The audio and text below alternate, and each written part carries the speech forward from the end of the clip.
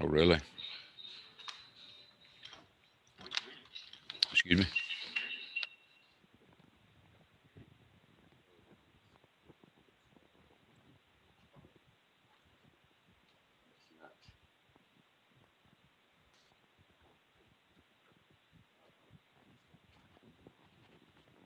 Is it going now? Yeah, we're good now. Our script's turned on.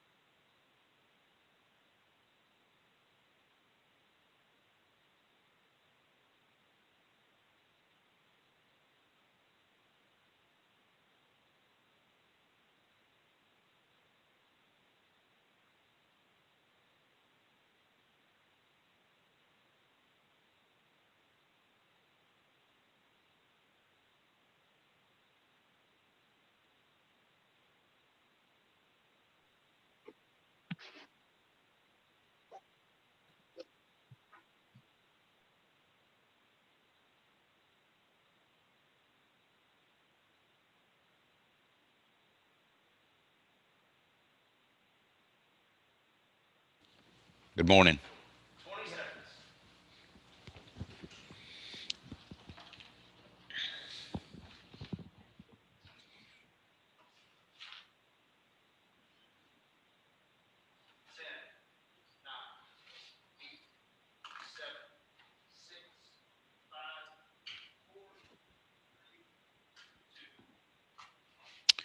Good morning.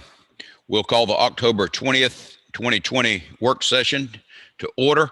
Begin, Mr. Hicks, could we call the roll, please, sir? Here.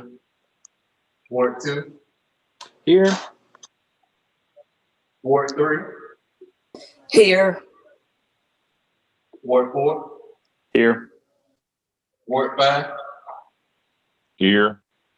Mayor. Forgot me. Ward 6. Here.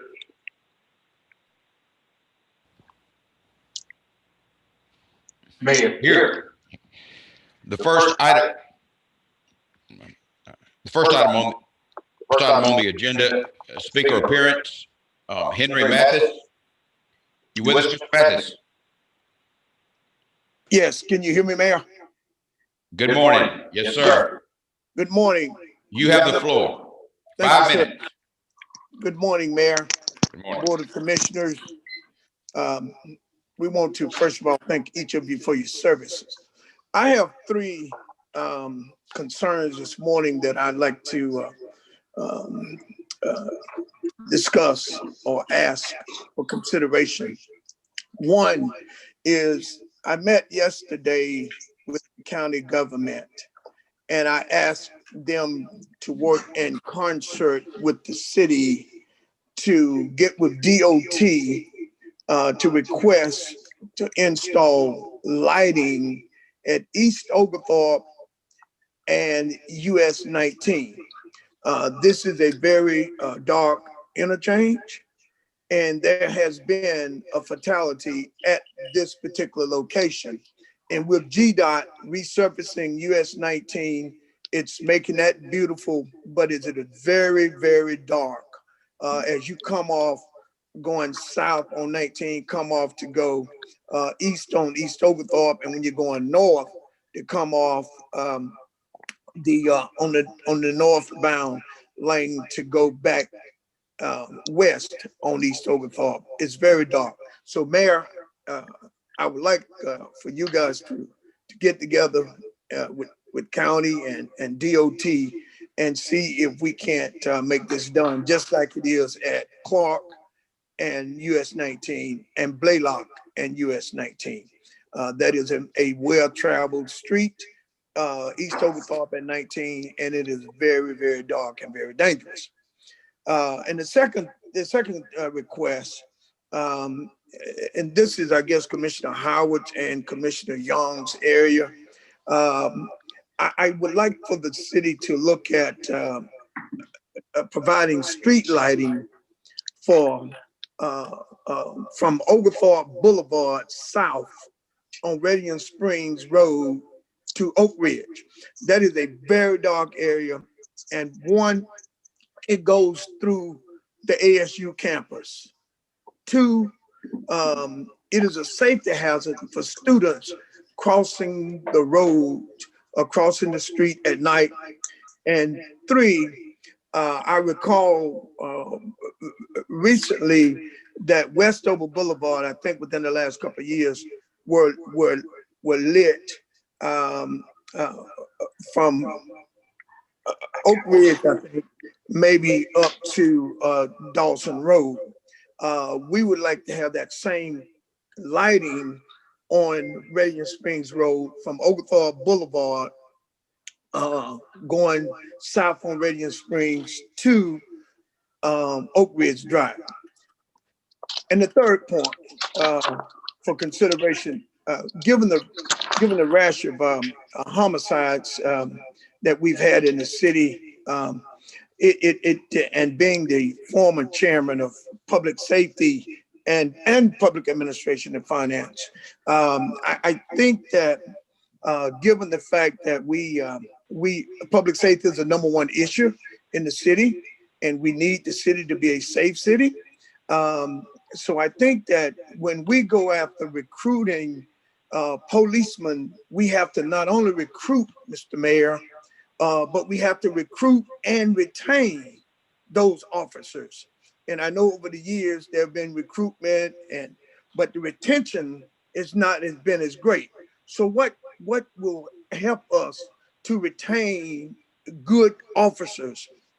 I think that if we look at, and I looked at it being a former, as I said, former public safety chairman and public administration and finance chair, I looked at what could potentially 1 minute, keep Commissioner. and recruit, keep and retain officers.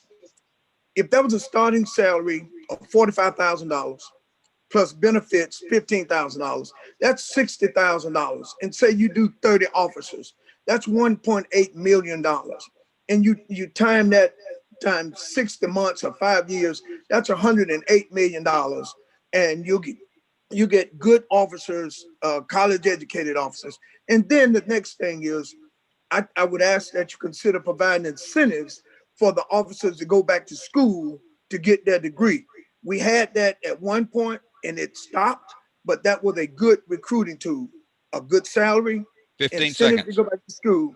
And the basic difference between a high school and college recruit is the ability to pass written exams and communication, which is essential to policing. Mr. Mayor, I want to thank you for your service, and I want to thank each of the commissioners for their service, and thanks for what you do for the city. If there are any questions, I would entertain them. Mayor Pro Tem, any questions for Commissioner Mathis? Yeah. Commissioner Fuller? No questions. Commissioner Fletcher? No questions. No questions. Thank you. Commissioner Langstaff? No questions. Commissioner Young? Good morning, Mr. Mathis. How are you? I'm great, Mr. Young. Commissioner, sir. how are you? Yes, sir. As I guess you said, you being the former chairman of the Public Safety Committee, we have had some discussions and have actually taken action on police pay raises. Do you think the pay raises that we offered are not enough? Well, public safety is the top priority of a city. Public safety. It has ramifications on economic development, community development, etc. Just as was said in the letter that you guys received from the chamber, it is very critical that the citizens feel that the city is safe. And perception is everything. And the perception is that it's not safe, then it's not safe. If perception is downtown is not safe, it's not safe. So we have to give a perception that the city is safe. Now, I think you gave what, 6% pay raise.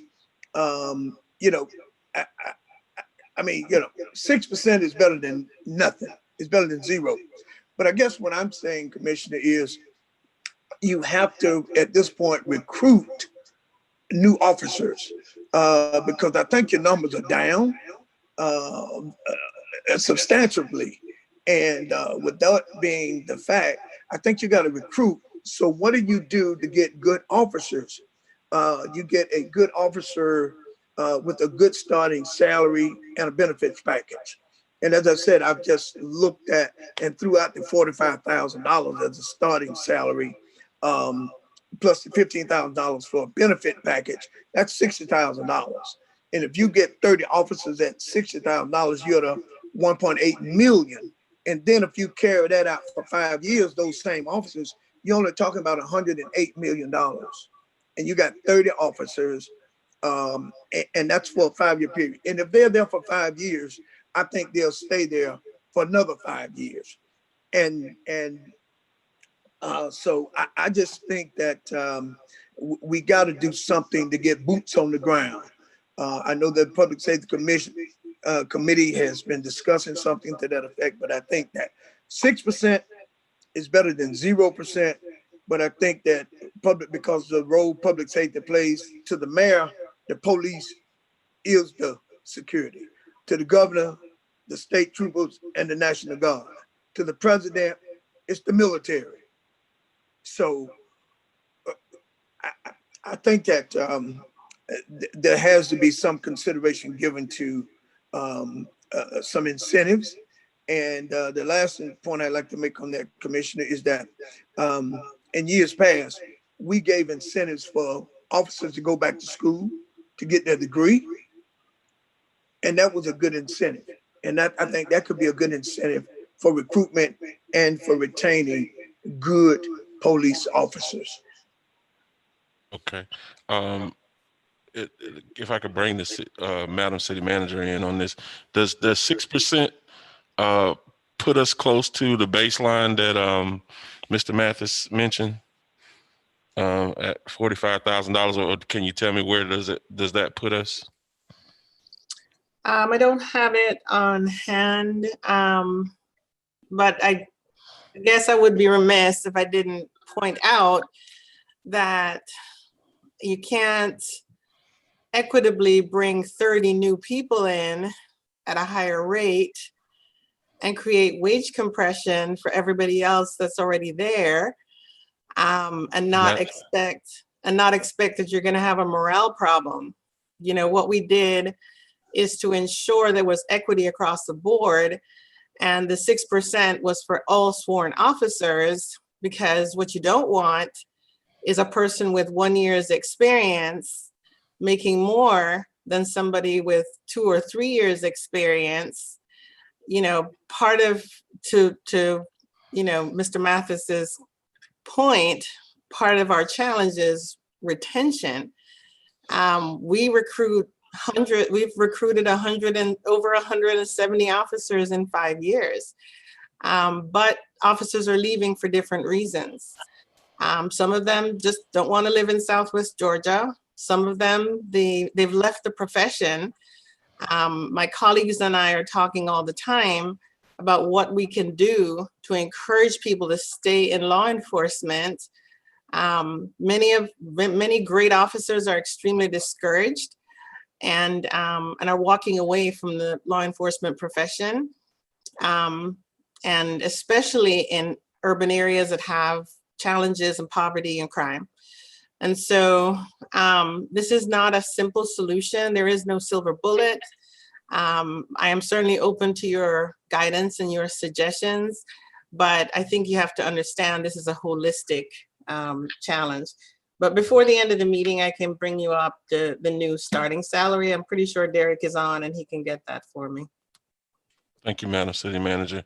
And Mr. Mathis, like I said, I guess you understand that we have been looking at this particular problem. And when we first put through those pay raises, we did understand that there was an issue with, as Madam City Manager mentioned, wage compression, a lot of people making more money than more seasoned officers and things of that nature. So I appreciate your comments, and we're working on that, and I'm specifically looking for those pay raises that we did institute, and seeing how that's going to help us fill in the gaps with more officers, and we're looking at that as that goes along right now. Commissioner, may I? Yes. Mhm. Yeah, I mean, I concur with what the city manager said, but public safety is number one. Mhm. Now, and there has been monies appropriated and spent. But when you prioritize, public safety has to be one of the top responsibilities of city government. And I know that if you bring a young officer in at 45,000, you got one that's been there 3-4 years, and they're making slightly less than that. Then I know that can create a morale problem, but there's a morale problem anyway. And there's a deficiency problem anyway. And there's a lack of officers anyway. And I think that you have the responsibility to make public safety number one. If public safety becomes number one, and then you take some of that funding that's been expended and you put it toward public safety. And I think that we can achieve and accomplish what the city manager actually talked about, accomplishing a holistic approach to public safety. Yes, sir. Thank you. Thank you, Commissioner Mathis. Thank you, Mayor. The next item on the agenda is a proposal to change the meeting dates for November and December. The first work session in November would fall on Election Day, and I think the proposal is to move that meeting to November 5th, a Thursday. And as far as December is concerned, and staff has recommended that instead of having the 2 work sessions and a regular meeting, we just have 1 work session on December 8th and a regular meeting, which would be on December 8th or December 15th.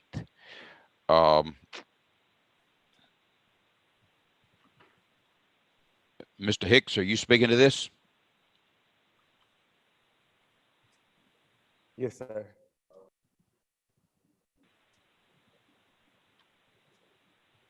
It's basically, as you just said, Mayor, with the election being on the 3rd, we would change that meeting to the 5th.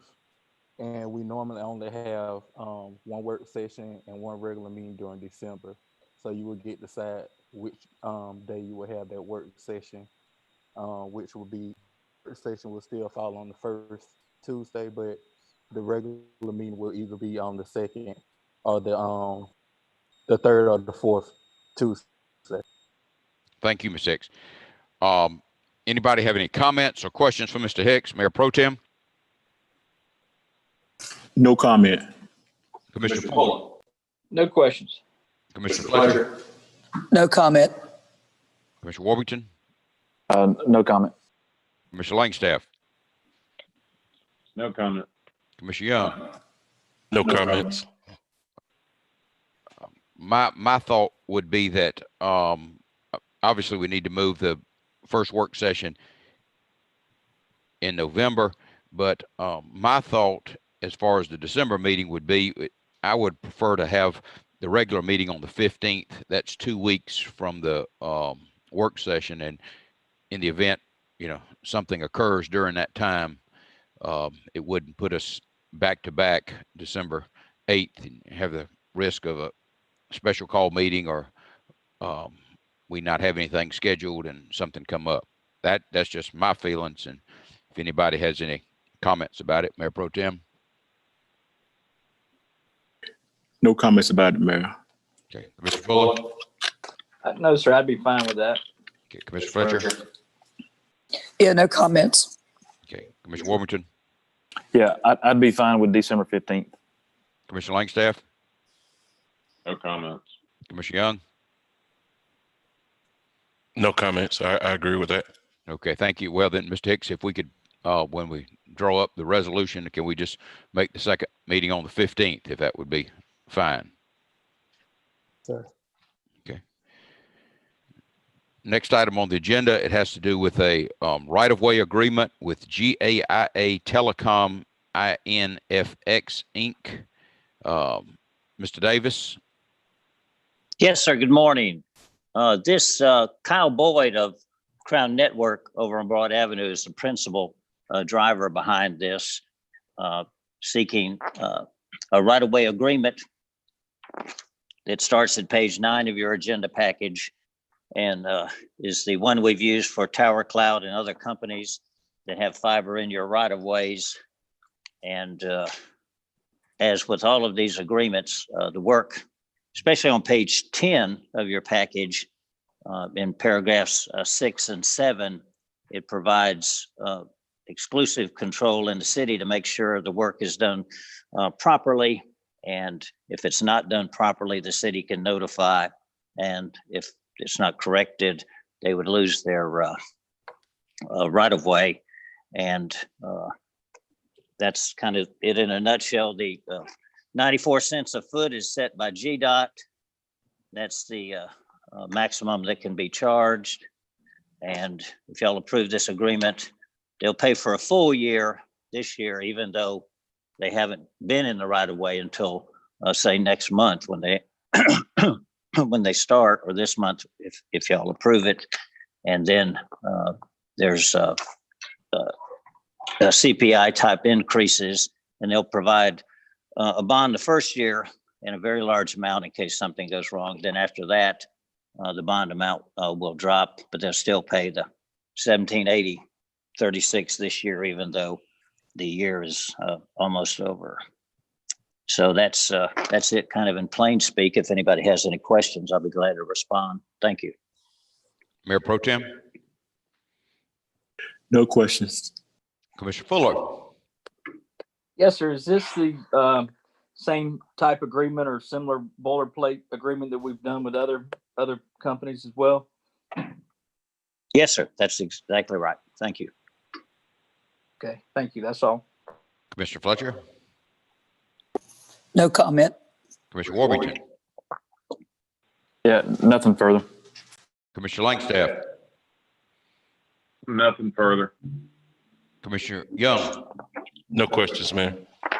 I just look this over, and again, I think what would be preferable for me is to sort of have a summary from the city attorney as to what is included in this contract. I mentioned it at our retreat.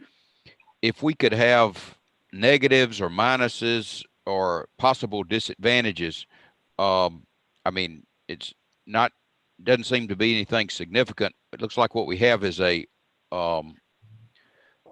medical practice that wants to connect to Phoebe's network. Is that what this is, Mr. Davis?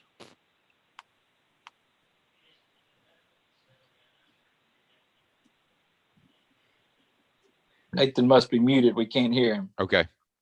Sorry. Yes, sir. It's a medical facility, and there's a mention of going across to Oxler Court, I think it is, to the urology practice. Okay. That's what I understood it was going to be. Well, I mean, I see this. It looks like it's a 10-year agreement. We need to know that. It has an indemnification provision, but then I see this, Mr. Davis, paragraph 17. It looks like that negates all the other provisions about indemnification. And if we've used it in the past, I'm kind of concerned about that. But it is a 10-year agreement, is it not? Yes, sir. And it could stretch out. There are automatic renewals, page 12, paragraph 11B. So it could stretch beyond the initial time period. And of course, at any time, if there's a problem with the construction, they can be put on notice that they have to correct the problem. Well, I mean, I'm concerned. We need to look at paragraph 17 because, like I said, that seems to negate all the other provisions about whether or not they're liable to the city. Well, with all due respect, that just has to do with someone trying to correct for profits or whatever.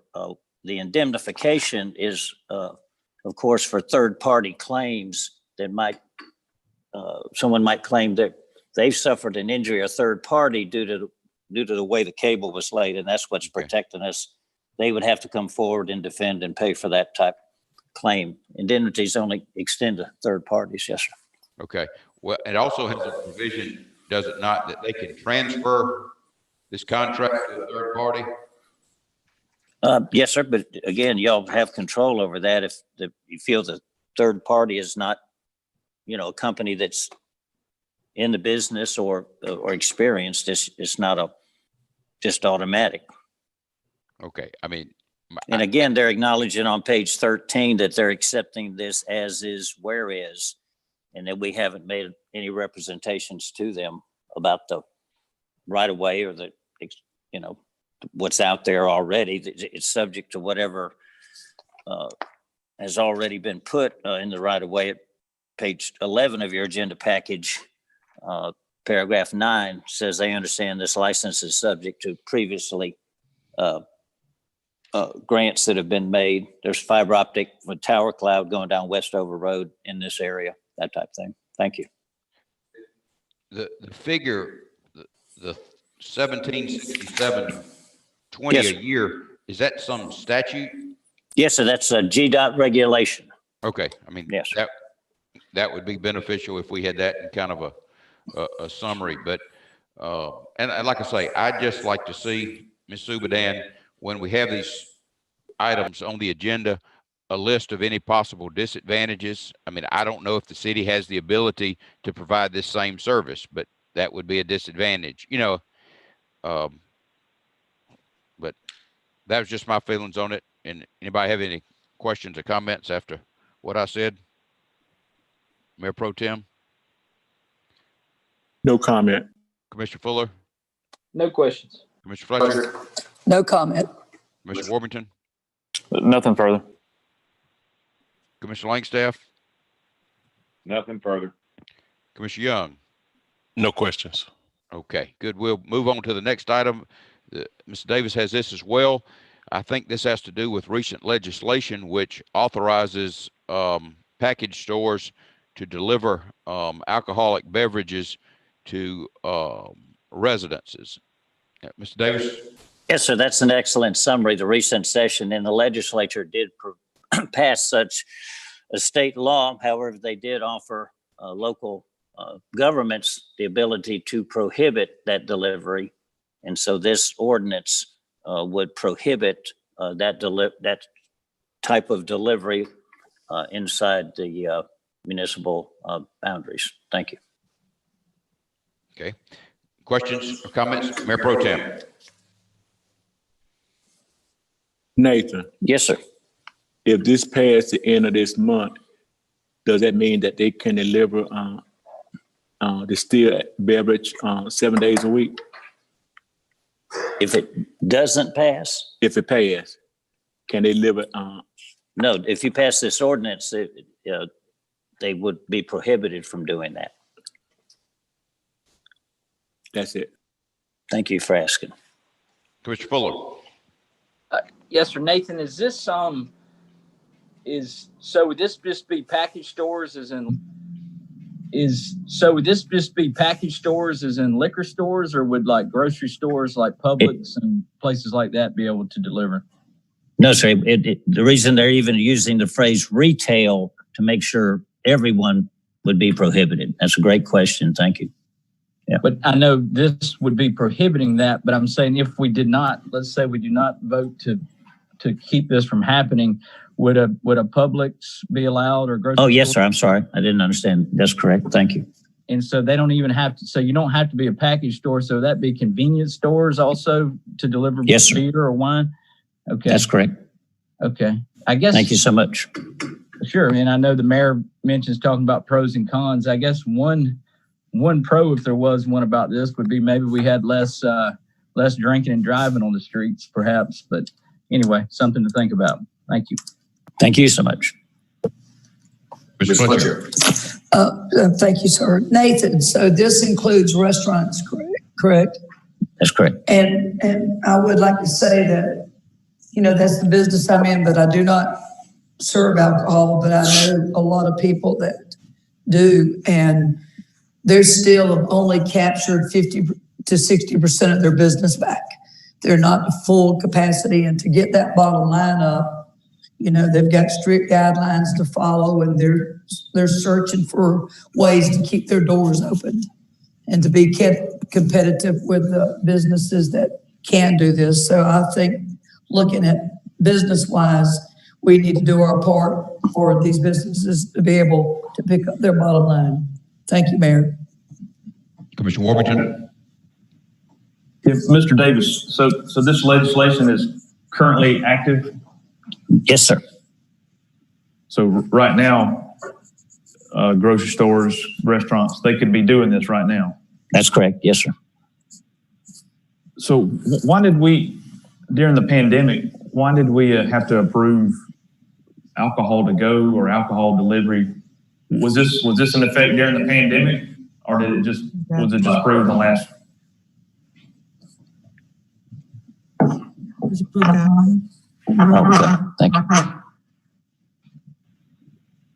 So it was approved July? Is that when the state approved? Yes, I think that's when the governor signed it. Yes, sir. Okay. Well, I guess the follow-up question for me is, I guess maybe this is where we need to follow with our constituents, is to see who's actually using it right now, to see if how it's working currently. But okay. That's all I had. Thank you.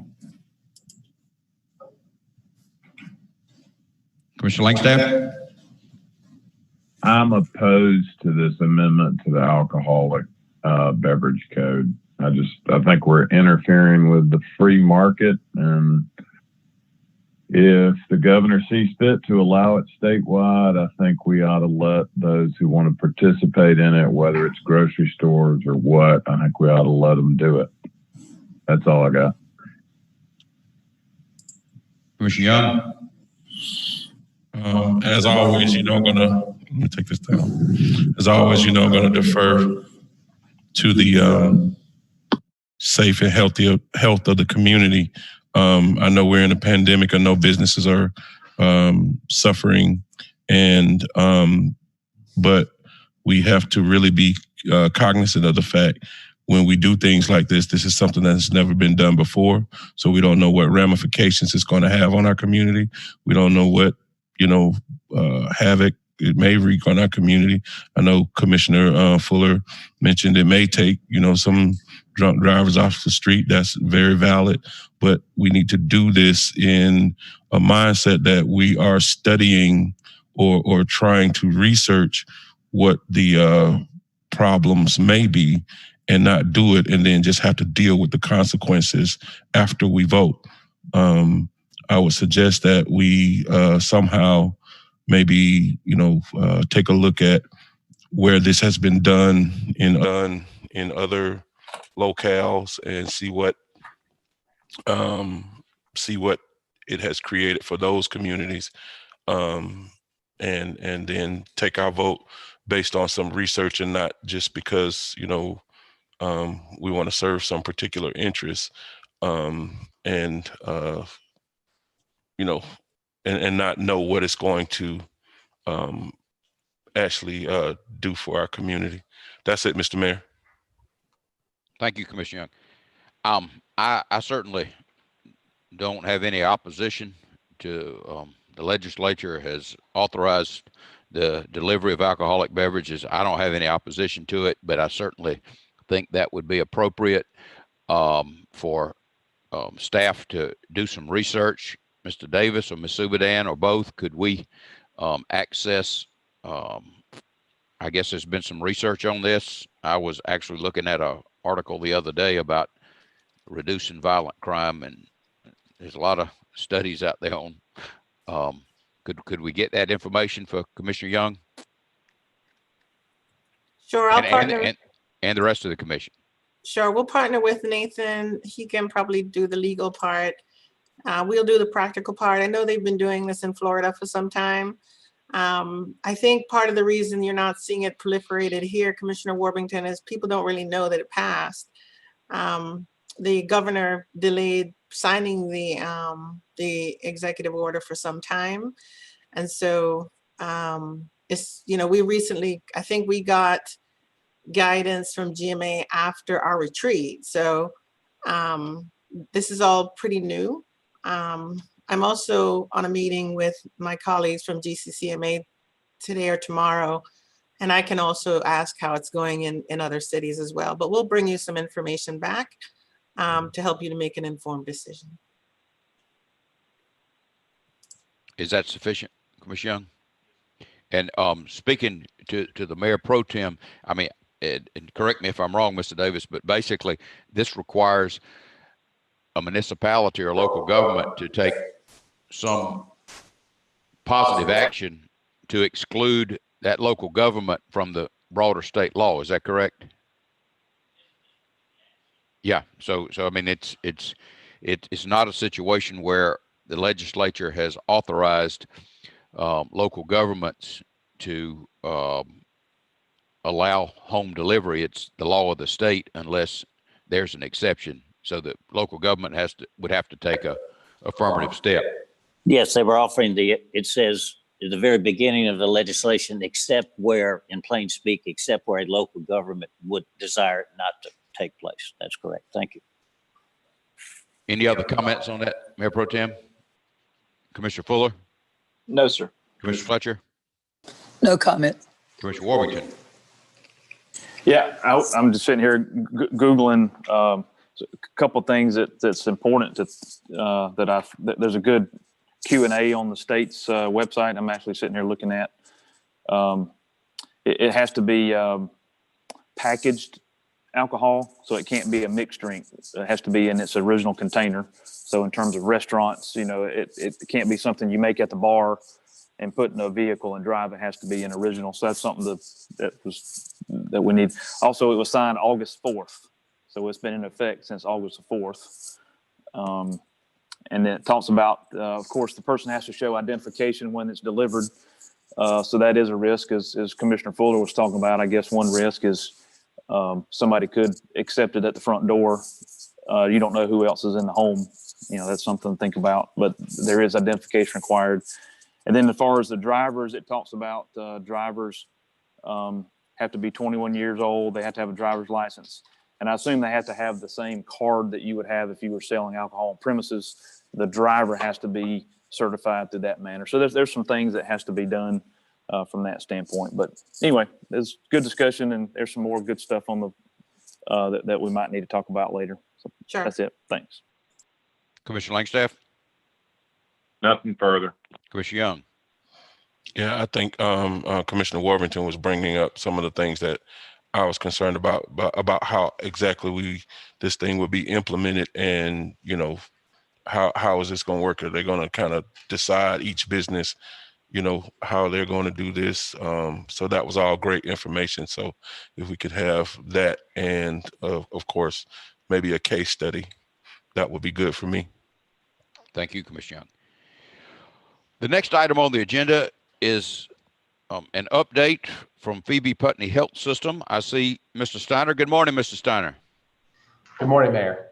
And we appreciate you being with us this morning. You have the floor. All right. Thank you, Mayor, and appreciate your time and the Commission's time this morning. We wanted to give you an update of what we've got going on in Phoebe Putney Health System, not only here in Albany, but in Americus and Sylvester and really throughout Southwest Georgia. We know that a strong healthcare system is vital to any community. That community's growth, that community's mental health, emotional health, physical health, and as we talk about growth. And what I hope to leave you with today is a little bit of COVID, but a lot of what else we're doing as we move forward. Next slide, please. So just a big thank you. Thank you to our commission, to the mayor, to our Doherty County Commission, to our entire community. Chief Scott's on, who's led the task force for this area, Chief Pursley, all of you, the commissioners have reached out, have provided donations or meals to the Phoebe family. And what I can tell you is we have fought this pandemic side by side, with our arms locked, and we couldn't be more thankful to Southwest Georgia for doing that. That is the only reason we were able to do what we've done for the last 7 months, almost 8 months now. Next slide. So just one more slide on COVID. It kind of where we're at, what's happened, and then a little bit of where we're going. We were the first in Georgia, as you noted, unfortunately, we were the first in Georgia to set up a drive-through testing site, a hotline for people to call and get to get information. This was early in March when others were scrambling to do that. You can see the numbers, how many we've tested, the number of positive cases. Of course, these are our numbers, not necessarily what the state has, but they're similar in a lot of different ways. We've had more than 1,600 people admitted because of COVID-19. Unfortunately, we've recognized 199 deaths to date who have tested positive for COVID-19. And we certainly, our hearts go out to those families and our prayers to those deceased patients.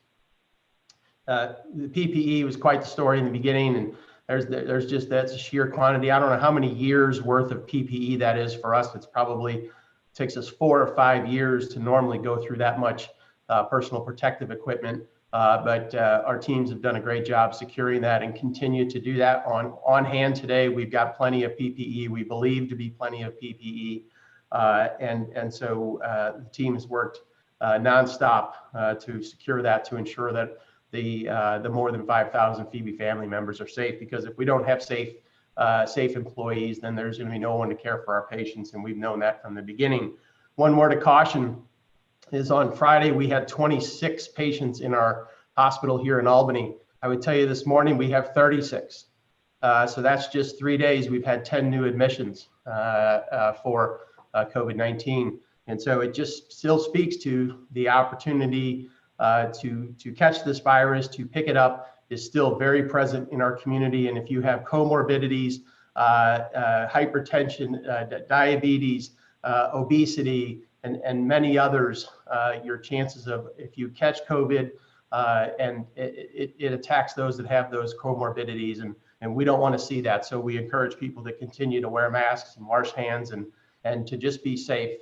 We do know we've had some small, they call them super spreader events. They're not, it depends your definition of super, but we know we've had admissions just in the last couple of weeks from isolated spreader events that are on the impact of 3 to 8 people at these events. So it's still very much in our community and want people to be safe. Next slide, please. So despite the pressures of that pandemic, we continue to grow and thrive. And that's what I hope to get into here with just a few more slides as we talk about how we're doing that. Next slide, please.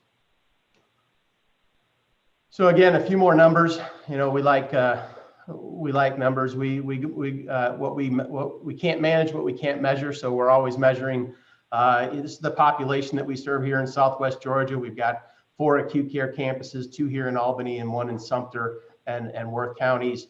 We do serve a 42 county area here in Southwest Georgia. We're the tertiary care provider for this part of the state.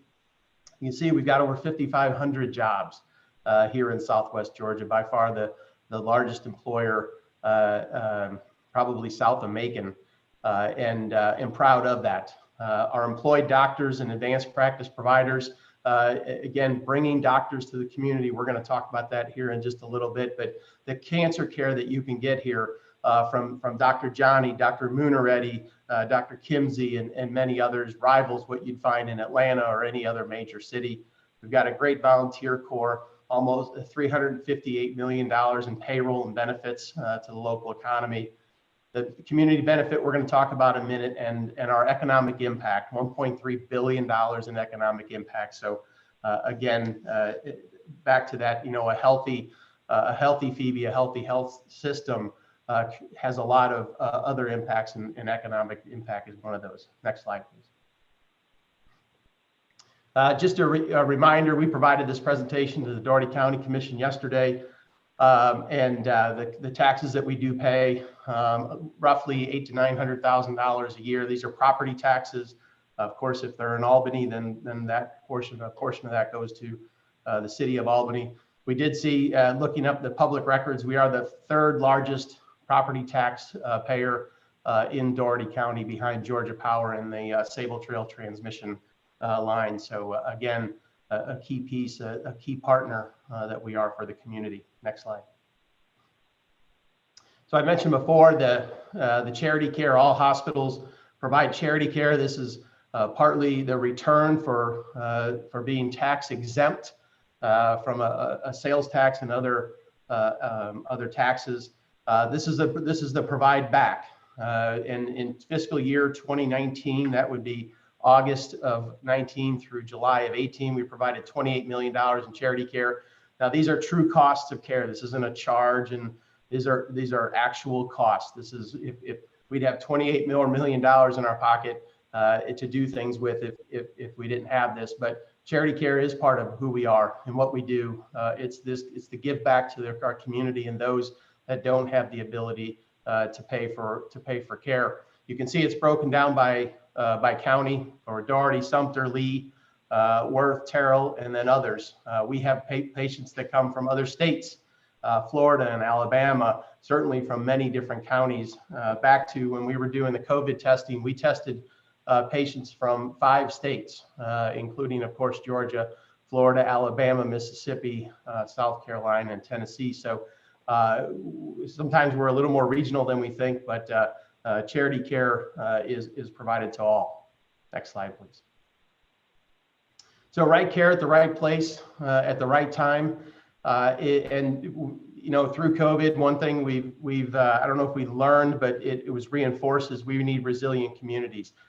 We need people to be physically resilient, mentally resilient, emotionally resilient, because if you were physically resilient, your chances of suffering from COVID were much less. And we're going to be deploying these mobile health centers. The foundation here has donated $1 million. We're going to buy 2 of these mobile health units, and these are legitimate. These aren't campers with a pretty graphics on the outside where we're going to hand out brochures. We're actually going to bring healthcare to exam rooms. You're going to have a physician or an APP on these driving throughout Southwest Georgia to bring care to where people live, where people work.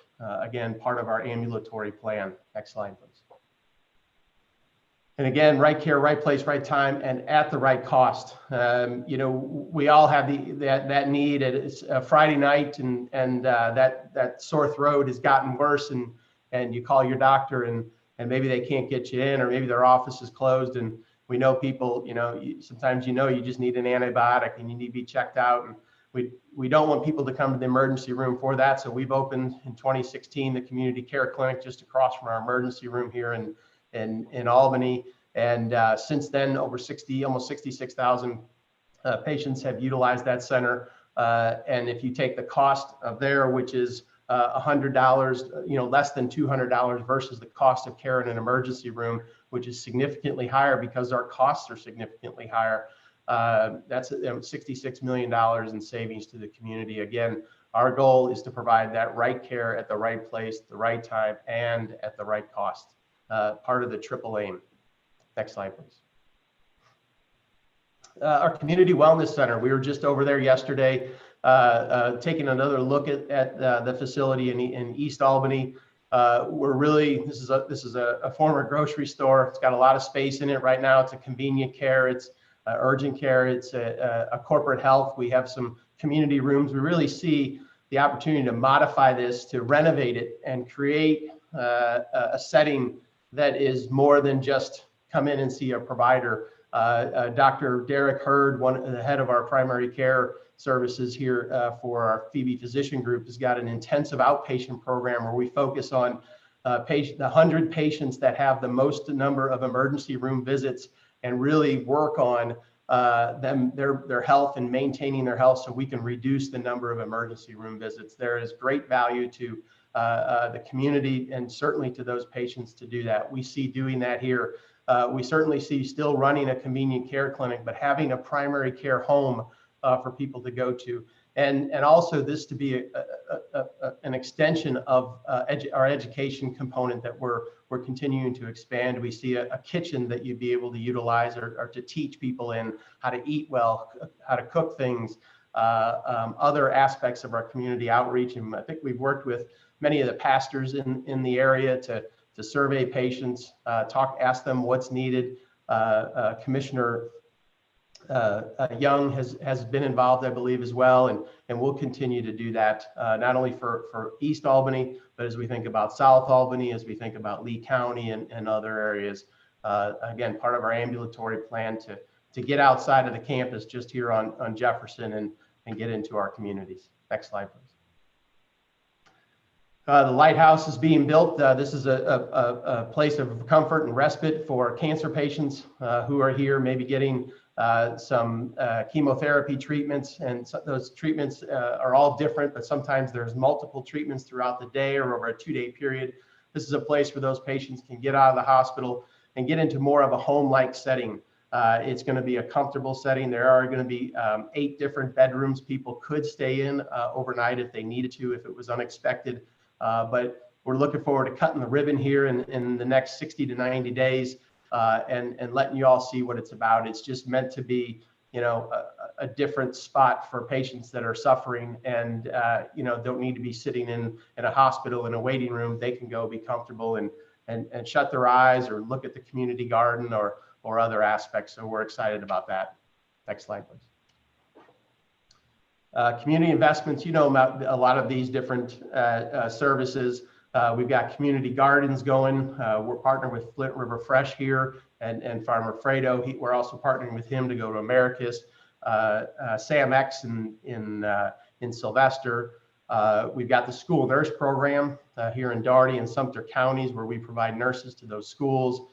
The teen parent program, the network of trust, prescriptions for indigent. And then just recently, we've done voter registration, absentee ballots, and census completions. At 530 of those, it doesn't seem like a whole lot, but I think there were about 30 to 35 census completions. And if you times that by that $30,000 that we might lose, it's $1 million that hopefully we saved for our communities. And again, part of our diversity, equity, and inclusion work that we're doing now and will certainly continue to do in the future. That was a point of pride for us. Next slide, please. Our educational partners, again, we're more than just here in Southwest Georgia. We're a player. We're our 8th largest healthcare system in the state of Georgia. And so we've got big partners and MCG in the University of Georgia, AHEC, Emory, and certainly here locally with Albany State and Albany Tech. We've got some great partnerships and a lot of great programs teaching young people right here in Albany. Next slide, please. And just to piggyback on that, we also have a family residency program, right? It's been going, one of the oldest in the state. And what you see on this map and on the slide and all the graduates since 1996, the light green are the number of graduates from the Phoebe program who have stayed in the state. It's got to be there it is. 72% have stayed in the state, and most of those in Southwest Georgia. What a successful programs. Oftentimes we put things into place and we don't always go back to say, hey, is that working?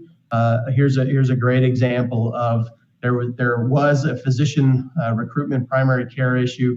I can't say if it's solved today, but we've got 100 doctors practicing with many of those here in Southwest Georgia. It'd be a whole lot worse if this hadn't been done. So again, thanks to our community, thanks to all of your support. Next slide, please. we're hitting the home stretch here, just a couple more. We know we've got a nursing shortage in the United States. We're 200,000 nurses short in the United States before COVID. COVID has only exposed that shortage. Georgia, you see there was a study done about 8 months ago. Georgia will be 50,000 nurses short by 2030 if we do not do something today. So we are actively working on that. Next slide, please. With a lot of our area healthcare partners, you'll see on that right-hand side with ABEC, Albany State, Albany Tech, Andrew College, Georgia Southwestern, and then our high schools in 4C Academy in Lee County. We need to get these young people interested, get them, not just thinking about going into nursing or being a doctor or, somewhere else. We need to get them, we need to solidify that interest. We need to make sure they're sold and that when they go into college, this is what they are going to do. And we hope, we're working that they do it here at Phoebe in Southwest Georgia. And we've invested so far almost $1 million with the partners on the right to expand that access. So far, we've gotten 100 new nursing slots opened in these schools because of that investment. And we're working on that stickiness to not only get more kids into that program, and of course, they can be adults too, right? Somebody out there that maybe, is in their 20s, their 30s, their 40s, it's never too late. You can get a 2-year nursing degree and you come on and be a nurse, making a pretty good wage to start. But we're doing that. We're being active. We know there's a problem and we need to be part of that solution. And investment in our simulation center, you see a few pictures there. This is a big investment. We opened it in May. We weren't able to really have big tours. We're working on that now. But talk about an investment in patient safety this is the practice field for our clinicians. They can come in here, ask any questions. We've got more than 15 mannequins. Some of these are high fidelity mannequins. They talk, they breathe, they have all the blood pressure sites, they bleed, you name it, you can do it. You can intubate them. They can have a stroke, a heart attack. These are sophisticated mannequins, and this is going to truly make a difference in healthcare for our system and throughout Southwest Georgia. Next slide, please. Last slide. Just to touch base on Phoebe Focus, about a year ago, we talked about where we're going with our investments, the building of future healthcare. We talked about investing in our teams. We're getting ready to announce a new minimum wage for Phoebe. We're excited to do that. We'll be talking about that in the weeks to come, where we're going to really raise that for the whole system. All private rooms, we're already there. That's what I'd say. We've got one of those things accomplished. We've got all private rooms throughout Phoebe Putney Health System. The emergency center, trauma, we're still working on the trauma designation. That takes quite a bit of time to gather data, but we anticipate 2021 getting that officially. Our Trauma 2 designation will be the only one in Southwest Georgia, as Thomasville has given up their trauma designation. So Macon would be the closest. Macon and Columbus would be the closest. So time for that trauma center, time is what is most important in a trauma. Our ambulatory network, we talked about mobile telehealth, right, is another key piece of our ambulatory care. Bricks and mortar, like at Phoebe East or in Lee County, we're looking to build an urgent care center. And just really, it's going to come in a lot of different ways. Our NICU, we serve as the perinatal transfer center for 22 counties here in Southwest Georgia. So if there's a baby born in Mitchell County that needs more support and isn't ready to go home to mom and dad, that baby's transferred here. Today we've got more than 45 perinatal babies here at Phoebe here in Albany. So again, we're serving a region, not just people right around the hospital. Phoebe North, again, we're looking at that to be a post-acute care. It is a surge facility for COVID-19. That's something we hope we do not have to use. We have 54 beds today, and in another month we'll have 104 beds available if we had to surge to that capacity. So we also see it as this post-acute care as we think about skilled nursing, long-term care, rehab, other things. So that work continues. And then our operating rooms, just to ensure they are top-tier, state-of-the-art centers. And on the right-hand side, you just see, again, what we've continued to invest in from a dollar standpoint, new services, vascular labs, hybrid operating rooms. Again, the care you get here is going to be comparable to any care you get in Atlanta or Tallahassee or anywhere else. And it's something that we all, I know we're very proud of it, and we're looking forward to continuing not only the investments in stuff, but our investments in people. We've got 250 openings today for nurses. So if somebody had a bus full of 250 nurses, we'd hire every one of them, and then I'd ask you for 100 more every year thereafter. So we've got a big appetite to continue to be that healthcare leader for our community, but to also be that economic engine, not only for us, but as we support other industry coming into the area. Undoubtedly, one of their first questions is, tell us about the healthcare system. So with that, I thank you for that opportunity today. Happy to answer any questions, and just leave you with that moniker that many of you probably get my weekly now email, that together we rise. And we really think that, and one of our values is our community, that we do this together as a community, and together we rise and divided we fall. And we're proud to say that we have risen because of you, because of our community. Thank you. Thank you, Mr. Steiner. Questions? Mayor Pro Tem. Mr. Stein, good morning. How you do? Good morning. Let me ask you a question, which I got the tail end of was on the local news yesterday. Can you briefly elaborate or tell us that when Phoebe East is going to be renovated, and would it be in the new service that will be provided by Phoebe? Yes, Commissioner. It's we had one slide on it there, but we were there yesterday talking about it. It's gonna, I would say the goal is it's gonna be a staged approach, but by next summer, end of next summer, we would be able to have the majority of the new services. The renovation, the building's tired, so it's gonna need some renovation, the parking lot, but it's really what happens inside. So I think you're gonna see things, Commissioner, starting there in the first quarter of 2021 from a new services standpoint. But full scale renovation, everything's done, it'd probably be end of next summer. And a follow-up question, you mentioned that Phoebe is the largest medical facility south of Macon and western part of Columbus. And you did say something about these 42 counties that Phoebe served. Is what I have observed in the past, and it will continue to be a problem, is in a lot of these rural areas, there's a lack of medical physician, nurses, things of that nature. And since we don't know exactly where the medical facility and Lee County is going to go, can you continue to do outreach programs in some of these areas? Because when you look at a lot of, especially in Southwest Georgia, there's a lot of issues that affect people of color, is lack of education, lack of knowledge, things of that nature. Yeah, Commissioner, thank you for that. We not only can, but we will. We can't help what's going to happen in Lee County. We're focused on Phoebe Putney and serving our communities, and whether that be the communities here in Albany or Dougherty County, and the 5-county area that we consider our primary service area, but really extending beyond that, bringing care to communities that maybe don't have a physician in that community. That's those mobile health units. We really see, we've got 2. Do we need 5? Do we need 10? I don't know. We're going to see how they go. They're quite the investment.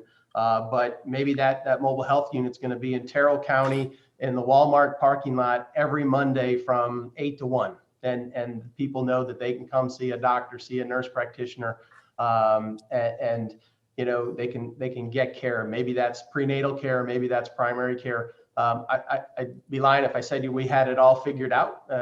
We're working on that, because I think each community is going to be a bit different in what they need. I was asked yesterday about dental services, and that there's a tremendous need for dental services, and we absolutely agree. We're going to start with what we know, which is medical services, but we're looking forward to what that could expand to. But that's the idea: is you get care to everyone, regardless of what they look like or where they're at. They're all human beings, and we're here to care for every one of them. And in your first observation. Did you say that at Phoebe they have been 199 deaths from the COVID virus? That's right. From who, again, that's not going to match the state because somebody might have been from, not from Dougherty County, and they might have lived in Worth County, but if they died in our facility, that's why sometimes there's a difference. But in our facilities, Americus, Worth, and Albany, 199. Thank you for the observation and look forward to dialogue with you in the coming weeks. Yes, sir. Thank you. Yes, sir. No questions. Just want to thank you, Mr. Steiner, for the great job you've done throughout COVID and for all the positive things that you and Phoebe are doing in the community for us right now. Thanks again and keep up the good work. Thank you, Commissioner. Commissioner Fletcher. Good morning. No questions. I just want to have a comment that one thing you left out that I really feel that is one of the biggest parts of Phoebe now, and we didn't have it a couple of years ago, and I think it's under your leadership and many changes, is the compassion. Unfortunately, I experienced several of my people losing family members, not just with COVID, but cancer, etc. And the compassion that Phoebe and your staff, the whole 5,600 plus, is just amazing. And so I want to thank you. You've put us on a big stage. You've brought us up to standards with the technology. You're fighting every day to improve it. And Scott Steiner, I can't imagine this community without Phoebe, and I can't imagine this Phoebe without you. So thank you for what you've done. Well, thank you. Thank you, Commissioner. And you mentioned it that I'm just lucky to be here. It's my privilege to be here and represent these incredible warriors, heroes. You call them what they are, but man, they're just some incredible people. So thank you for that. Commissioner Warmington. Yep, Mr. Steiner, also want to just extend my gratitude and thanks. The one thing specific I wanted to share with you as we were going through the pandemic, I can honestly say your leadership and Dr. Kitchens and Dr. Black, many of the familiar faces we were seeing every day, you guys gave us a sense of confidence that you guys were on top of it. So just thank you. You really helped the community a lot. And obviously just the 5,000 people that you represent, not just the ones that were on the TV, yes, sir. The press conferences on a regular basis. But we knew you guys, you had an army of 5,000 people supporting you and supporting our community. So thank you so much for that. Couple things I was going to ask you to elaborate on. One is workforce development, and you covered that a little bit in your presentation, but then also healthcare costs. So workforce development, you said something about 100 nurses short. What as a community, maybe you can share with us how we as a community are trying to fill that pipeline. You talked to a few of your partners in your presentation. So if you could talk about that a little bit, just so we're aware. Also, the second topic would just be healthcare costs, where you see overall healthcare costs, Phoebe, compared to, comparable hospitals, what y'all have done, what you've done, and what you see the work going forward to continue to drive down our healthcare costs in our community. Yeah. Those are two. Okay. Yeah. I think for workforce development, that's a team effort, right? You can have you can have people interested in working for Phoebe, or you can, being here, but they're looking for what everybody else is, right? If they're not from Dougherty County or Lee County, or, from this part of the state or the world, we have to sell them on it. They said 1% of all doctors coming out are thinking about rural medicine. That's tough. We need that number to be about 25%.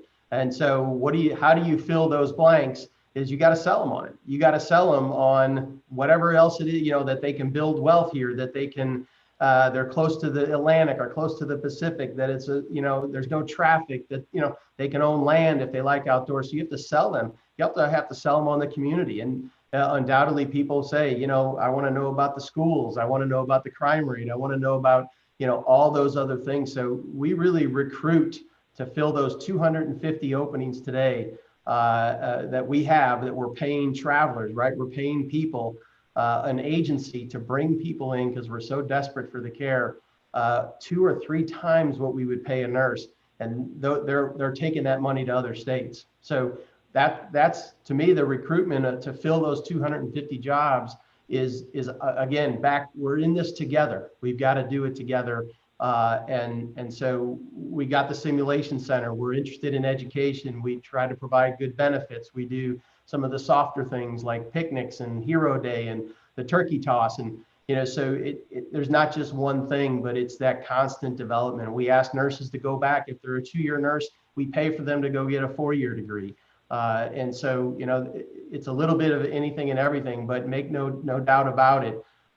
This is a community, right? The community has to sell anybody that's coming here, whether they're working for Phoebe or P&G or General Pacific or Georgia Pacific or anyone. So that's the piece I tell you, we're in it together, and why you all play such an important role. Do people want to live here? Do they want to be a part of our community? And we've got to do that together.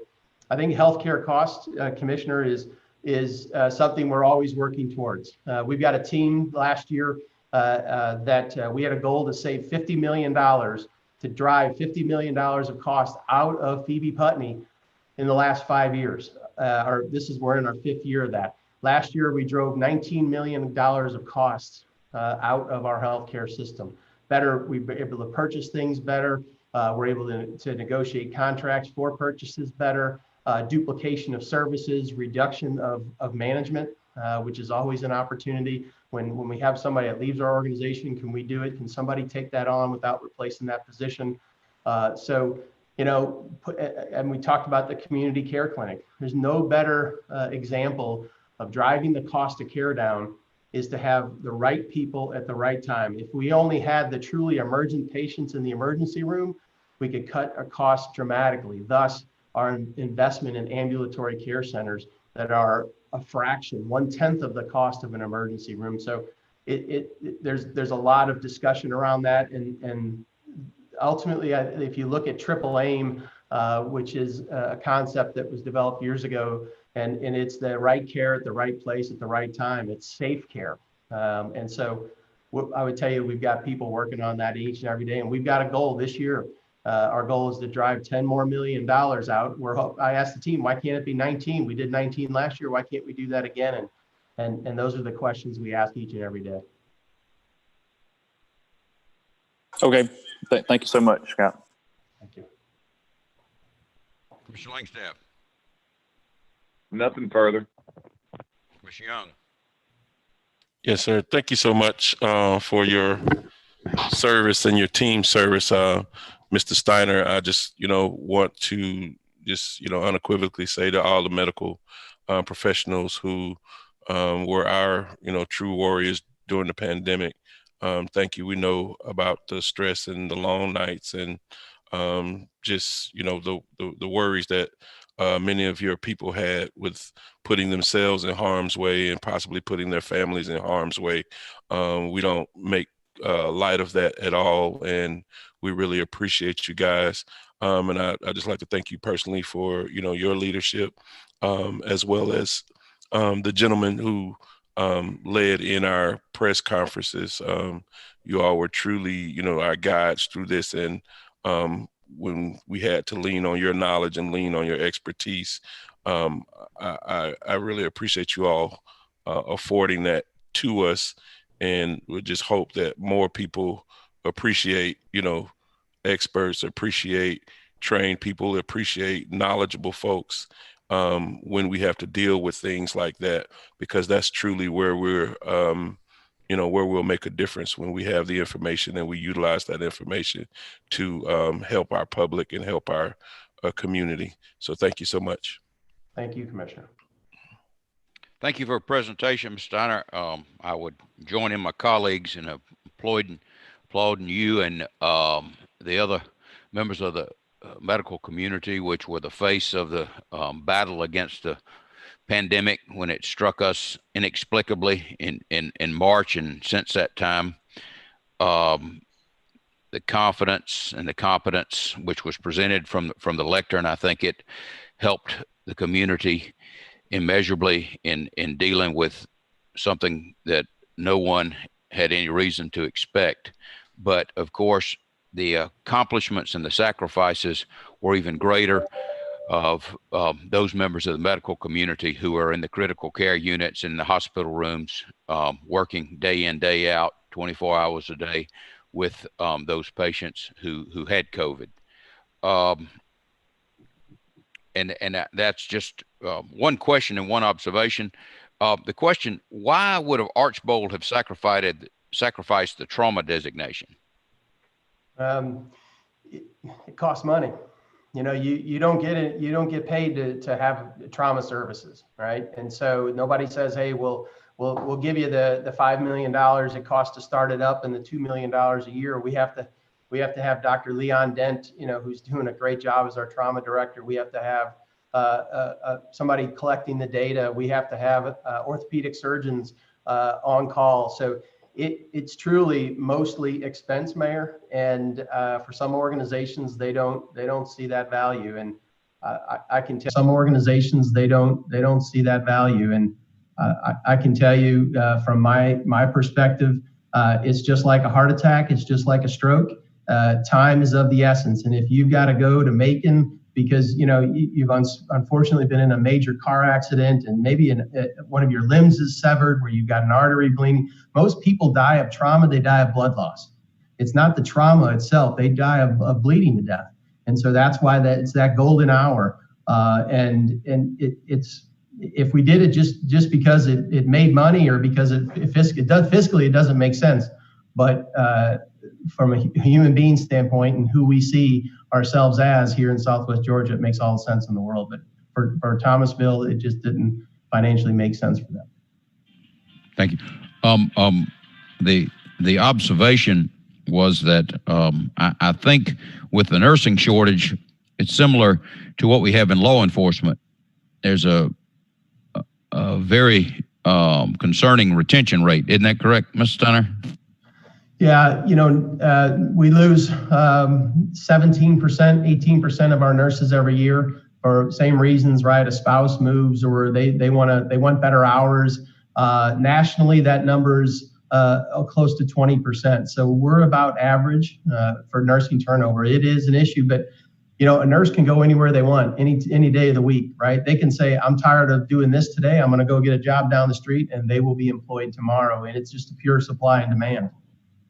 Well, one thing, I had a sister who is a nurse. I think that's similar with law enforcement is the way people are treated day in and day out in a service industry by the general public is much different, unfortunately, today than it was 50 years ago. Yes, but that's just an observation. We appreciate you being with us. Mr. Steiner, do you have anything else to say? No, just I know we used a lot of time. I appreciate that. We try to not do this to you too often, but just again, wanted to bring you some good news in these tough times. So thank you for your time today and appreciate what you do for our community. Thank you, Mr. Steiner. Appreciate you being with us. The next item on the agenda, it has to do with Breast Cancer Awareness Month. Mayor Pro Tem, are you going to be speaking to this or will it be Ms. McMurlin? The nurse is going to speak to that. And along with Mr. Bear, the nurse is going to speak to it, and Mr. Bear Bruce is going to introduce the nurse. Mr. Brooks? Yes, sir, Mayor and Commissioners. Good morning. Good morning. Very appropriate. This agenda item has come up for us to have a representative, a patient navigator with the Department of Public Health to kind of share and educate the community a little bit on issues surrounding breast cancer awareness and the Department of Public Health services available in the community. This is a product really of what Commissioner Howard had brought to the board a couple of months back, where he was really wanting to try to provide an opportunity for the commission utilizing its resources of Channel 16, the Facebook broadcast, to kind of emphasize some of the health issues that we face here in Dougherty County and Southwest Georgia. So based on his direction, I made contact with the Department of Public Health, and they were very encouraged about this opportunity because typically they focus on one issue per month. So if this is something that the board wishes to continue, we can look towards doing that. And with that, I'll introduce Ms. Jill Mcmurlin, who I believe has a PowerPoint presentation that will be loaded up.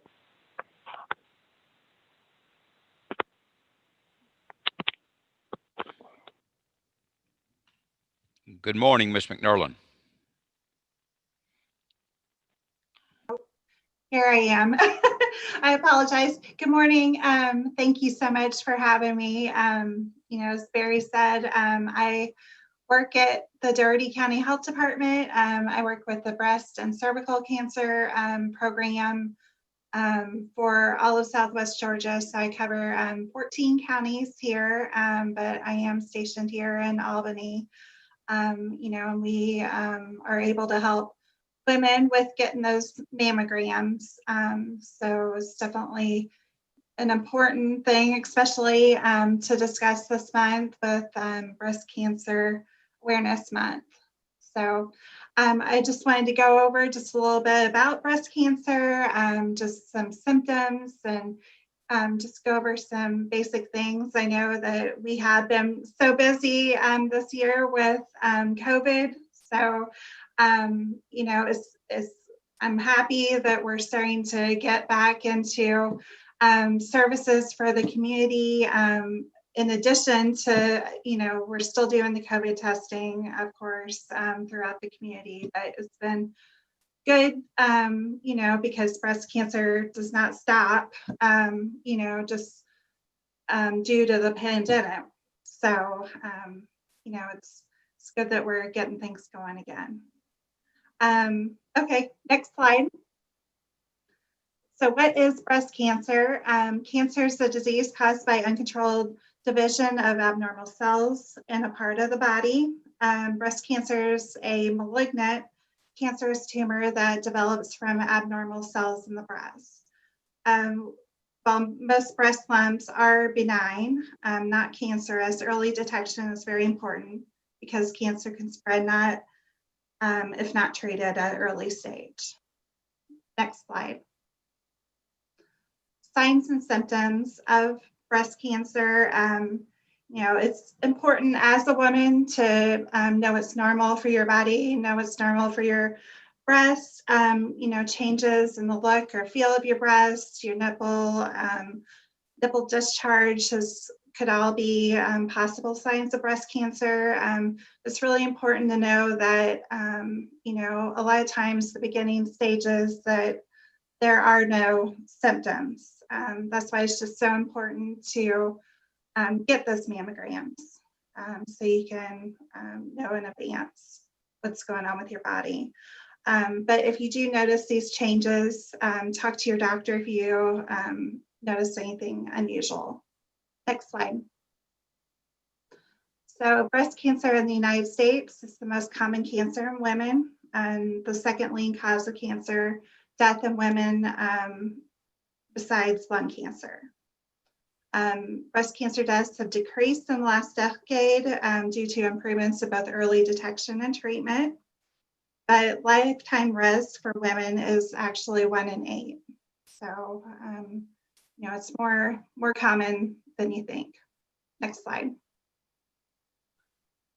In addition, in 2019, I apologize, I don't have any data for this here as of yet, but in 2018, there are approximately 268,600 new cases of invasive breast cancer that will be diagnosed in women and 62,930 new cases of early stage breast cancer that will be diagnosed.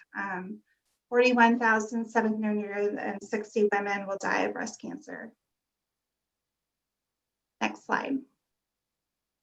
The good news is that as of January of 2019, more than 3.8 million women are surviving breast cancer, including women being treated. Next slide. As of in Georgia, again, it is the most common cancer diagnosed and the second leading cause of cancer death among women in Georgia after lung cancer. For the state, the number of new breast cancer cases was estimated at 8,000, and this is for females only. And it's estimated that a number of 1,350 women will die of breast cancer. That was for 2019. Next slide. Risk factors that we cannot change, being a woman, getting older, and race and ethnicity. They say women over the age of 55 have increased risk. It's also seen that Caucasian women are slightly increased over African American women to develop breast cancer, although women before the age of 45, African American women are at more increased risk. Next slide. Some other risk factors that you cannot change, such as family history of breast cancer, personal history of breast cancer, or certain non-cancerous breast diseases, genetic mutations, having disc breast tissue, reproductive history, women who took the drug DES, which is estrogen. It's something that women took between the 40s and 70s to help prevent miscarriages. Previous treatment using radiation therapy as well. Next slide. Risk factors that you can change: not being physically active, being overweight or obese after menopause, taking hormones, reproductive history, and drinking alcohol. Next slide. Factors that are still proven to, they're still not proven to increase risk, such as hair dyes, relaxers, antiperspirants, bras, breast implants, abortion, and miscarriages. Next slide.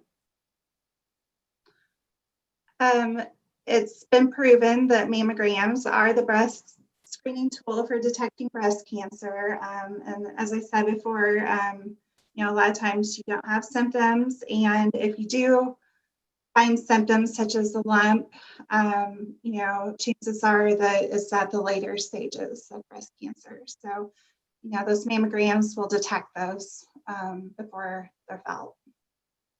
Next slide. So for my program, the Georgia Breast and Cervical Cancer Program, we offer low or no cost mammograms for uninsured or underinsured women. And eligible women may also receive clinical breast exams, pelvic exams, and Pap tests. Now, the clinical breast exams, pelvic exams, and Pap tests are done at our local health department. And then once they're seen for those, we would refer them to get their mammogram. And that would be at no cost to them, or at a low or no cost. I apologize. Next slide. The program eligibility requirements. Can you please? Yeah. So requirements, you have to be female. Next. A Georgia resident. Low income. So this is at or below the 200% poverty level. And then also be either uninsured or underinsured, which would mean, say your insurance, the deductible is very high, or, it costs quite a bit for the mammogram under the ladies' insurance. And we serve for the cervical cancer screenings is 21 to 64 years of age. Next. And 40 to 64 years for the breast cancer screenings. Though we do make exceptions, if there's women that are younger than 40 that have concerns, we would definitely see if we could go ahead and see them. Next slide. Screening guidelines, definitely just discussing that with your healthcare provider. Really we see them yearly for the breast exams, but between 40 and 49, you could just discuss that with your provider and see if they would recommend it. And between the ages of 50 and 64, they recommend them at least every other year. Next slide. So ways that you can reduce your risk of breast cancer: maintaining a healthy weight, being active every day, eating a healthy, balanced diet, not using tobacco products, limiting alcohol. Breastfeeding has actually been proven to decrease your risk of breast cancer. Next slide. So in summary, it's easier to treat breast cancer when it's found early. Regular mammograms can find breast cancer early.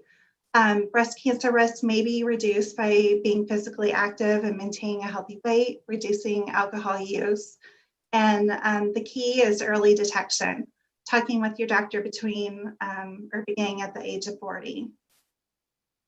Next slide.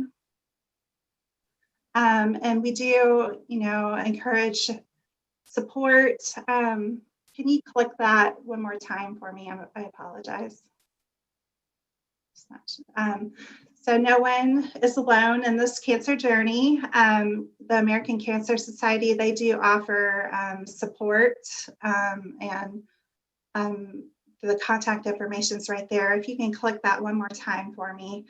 It provides information and support for cancer patients and survivors, services including access to secure and private online chats, message boards, and support groups. Next slide. And here's my information here at the Dougherty County Health Department. Does anybody have any questions? Thank you, Ms. Mcmurlin. Thank you. Mayor Pro Tem. Ms. Gill, Yes, sir. thank you for the information. Thank you for the data. And let me ask you a question. You did say Dougherty County Public Health serve 14 counties, right? Well, we're at the district office. So, as far as my program as a patient navigator, I serve 14 counties all in Southwest Georgia.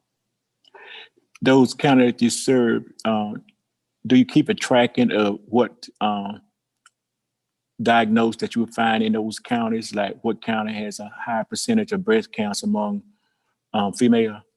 I do not have that information. I apologize. I know that we have somebody here actually that keeps track of that data for us. And she's been busy with COVID as well. So I wasn't able to get that in a timely way, but we do keep track of that. I don't have that offhand. I apologize. Okay, and thank you. And just a follow-up question, like you were saying, but it's very, very rare that males can have breast cancer, but it's less than 1%, right, nationwide? Yes, it is rare, but men can definitely get breast cancer. With our program, we only serve women, but yes, men as well. Just if they notice anything that's not normal, definitely speak with their provider on that. Thank you again for the data and the observation. Yes, sir. Thank you. Commissioner Fuller. No questions. Thank you. Commissioner Fletcher. Well, really a comment and a question. I've got a sister that's 66 that is very healthy and excellent shape. And overnight, she's battling breast cancer. And I was one of these women that once you have a mammogram, you sort of joke about it and say that you're never going back. And unfortunately, with what my sister's going through, I just want the women that's hearing this to know that this is real and it is a fast process. once you get it. But I was going to question you, why do you stop at 64, the age 64? As far as getting mammograms, definitely continue with the mammograms. With our program, it's only to 64 because at that point, Medicare kicks in for the insurance. So with our program, we're working with women that do not have a health insurance that aren't able to get that mammogram. But definitely, even after the age of 64, we need to be getting tested. Yes, ma'am. Yearly. Well, yes, ma'am. Yeah, yearly. And thank you for all that you're doing. And thank you. We'll get word out that this is what you offer. So thank you, ma'am. I appreciate it. Bye-bye. Commissioner Warburton. Nothing further. Thank you, Ms. Mcmurlin, for sharing with us. All right, thank you. Commissioner Langstaff. Nothing further. Commissioner Young. Yes, ma'am. Thank you for your presentation. Do you all specifically, I guess, go into African American communities to target, that population with the information that you shared?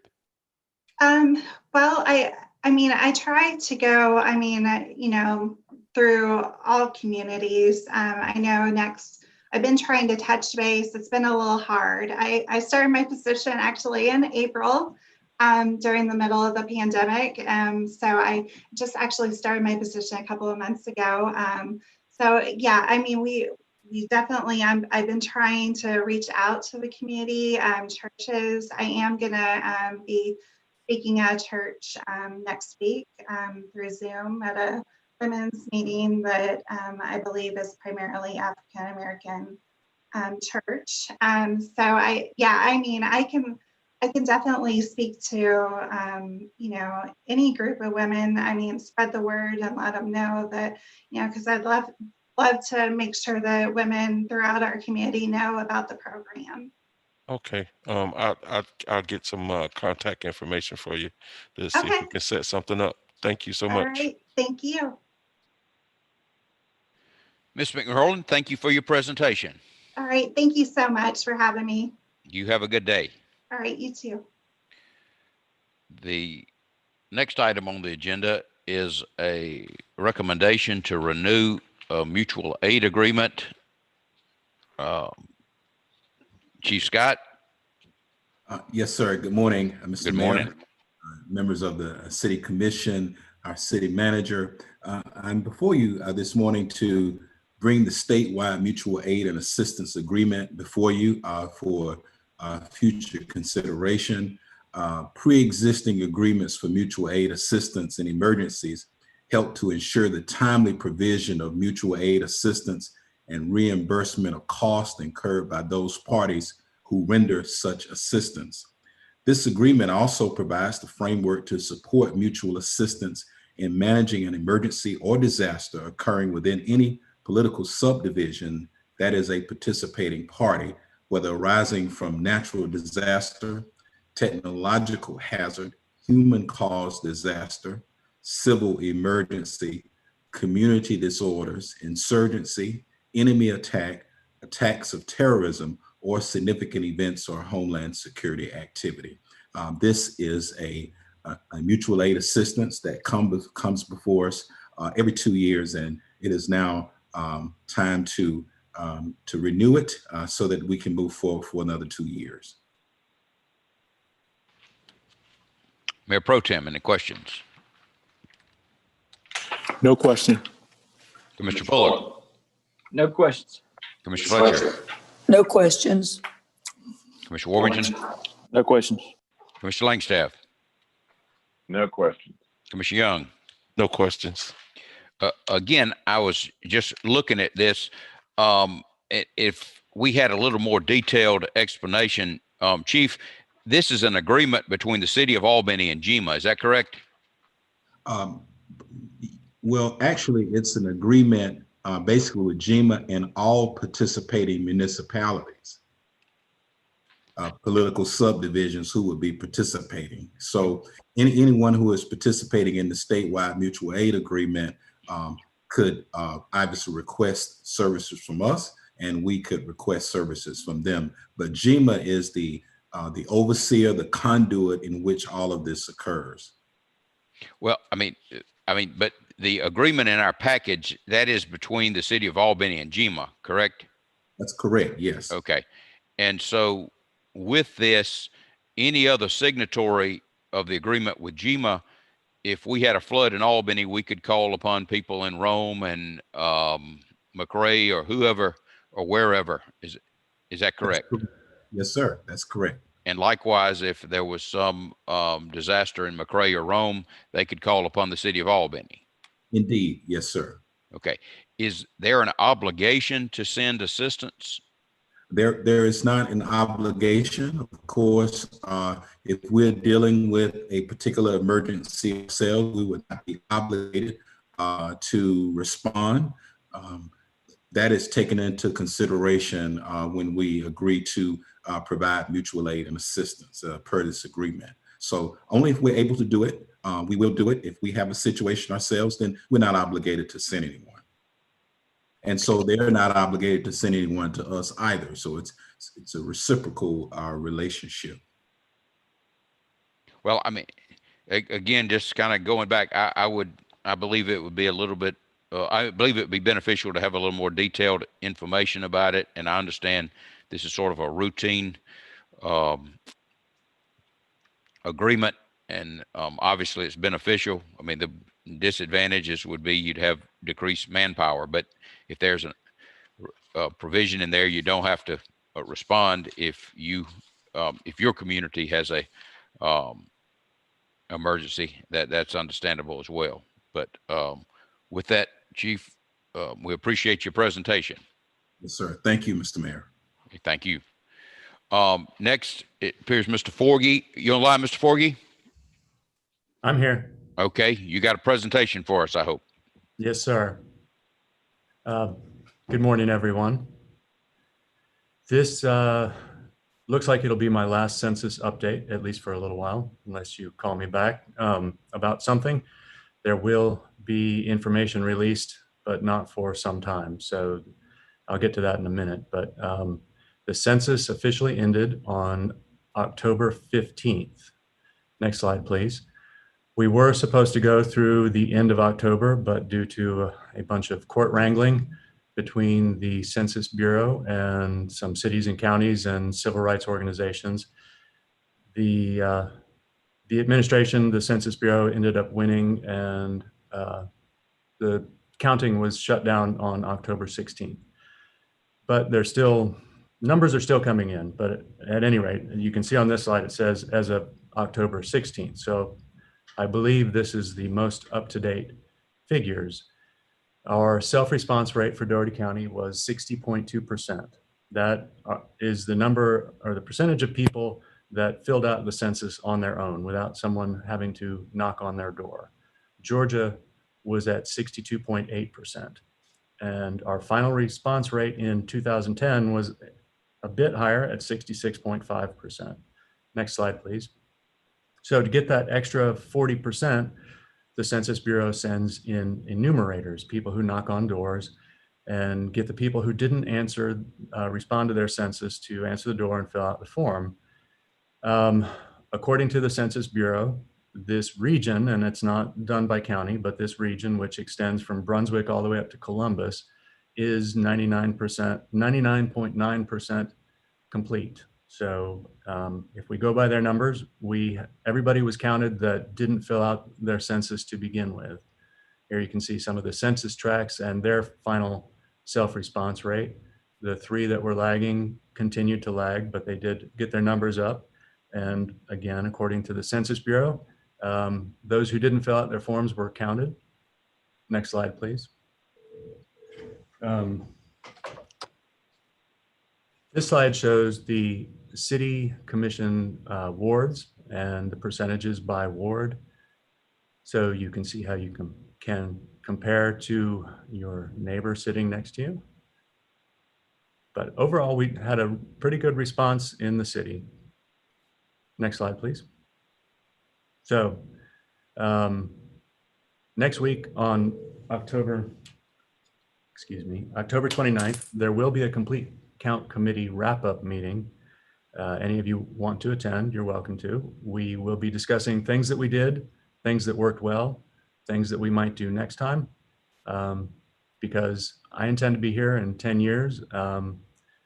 I don't know that I'm looking forward to doing this again. It was a lot of work, but it was well worth it. Want to share a couple numbers with you. First, I'd like to thank the Albany Utilities Board, as well as the city manager, for getting the drawing going for credits against people's Albany utilities bills. We had conservatively at least 200 people that filled out their census forms because of that, and because of that initiative. And that's $10,000 that the Utilities Board put forward to do this. That's a lot of money. But if you look at what that pays off in the long run, it was a tiny bit of money, because those 200 people are worth, over the next 10 years, about, conservatively again, $4 million in different programs that come back to Dougherty County. So for a very small investment of $10,000, we returned at least $2 million back to, $4 million back to the community. That's huge. The work that the Complete Count Committee has done over the last year, conservatively, again, we've gotten at least 100 people to fill out their census forms that would not have otherwise. So that's another $2 million that has been brought back to the community, or will be brought back to the community over the next 10 years. And I really want to take just a second of your indulgence to thank my staff, especially Carrie Davis and Tanner Anderson and Denise Clark, because they were a tremendous amount of help through this. We really did a lot. We tried to do a lot because we realize how important this is to the city and county. Also want to thank Phoebe, because they were very generous in lending us 10 iPads so we could get those out in the community and have people sign up for the census. So what happens now? Well, there's census data being crunched right now that will go to the president by the end of the year. It's required by law for reapportionment purposes. That was part of the hurry to get the census done before the end of October, so they would have enough time to crunch those numbers. That's the only thing that is upcoming immediately. The next data deadline is for redistricting, and that data will come out the end of, or April 1st, actually. So redistricting will be done, or the numbers will be available April 1st. But the detailed information about city and county demographics won't be available at least for another year. It usually comes out about a year and a half after the census. So the results that will help us know more about our community won't be available for some time. With that, I end my presentation, and if you have any questions, I'd be happy to try and answer them. Mayor Pro Tem, any questions, Mr. Ford? Paul, let me personally thank you for working with you in some of the hardest county areas, and certainly have to give credit to you and Ms. Davis for some time. We had a few individuals, but overall, I think it was idea great. And I just have to apologize for the citizens of East Albany that did not participate. But when resources in other places go to other cities or other counties, they can fault no one but themselves that they should have completed the census. But thanks again for your staff and hard work you've done. You're welcome. Commissioner Fuller? Just thanks again, Paul, for all your hard work on this. Thank you. Certainly.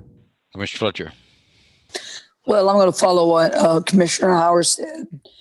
Tremendous work that y'all did. The people that didn't fill it out, we've got 10 years to educate them for the next time. It comes around every 10 years. And thank you for you and your staff and everything you've done. You're very welcome. Commissioner Warrington? Nothing. Just thank you, Paul, and your team for taking care of that. Thank you. Certainly. Commissioner Langstaff? Nothing further. Commissioner Young? Yes, thank you, Paul, especially the Complete Count Committee. Before I became a commissioner, was a part of the Complete Count Committee, and I can tell you there were some very innovative minds, some very hardworking people, and they did a great and wonderful service to this community. So thank you. Certainly. Mr. Forgy, I appreciate it. I think we all realize that the census was somewhat sabotaged by the pandemic, but appreciate what the Complete Count Committee have done, what you've done. But Mayor Pro Tem's words are kind of harsh, but it's true. Unfortunately, the entire community suffers from this poor response. And actually, many of the people who are living at or below the poverty level, where we have the high incidences of a failure to report, are going to be the impacted by this undercount, which will result. And like I say, I just think maybe we need to look for a better way to get this done in the future with technology. I think maybe conducting the census like you did in 1920 is something we need to get past, but that's just my observation. Thank you, Mr. Forgy. You're welcome. Mayor, Yes, ma'am. can I weigh in? Okay. Yes, ma'am. Well, thank you. Well, I just wanted to personally congratulate Paul. You know, I think that he stuck with it from the beginning, and his staff really pulled out all the stops.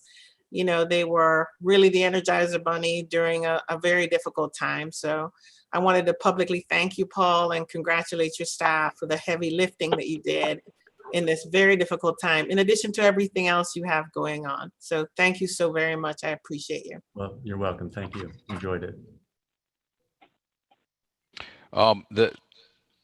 The next item on the agenda is a recommendation to contract with Government Solutions Atlanta as the state consultant for the city at a expenditure of $69,600. Ms. Fields, you with us?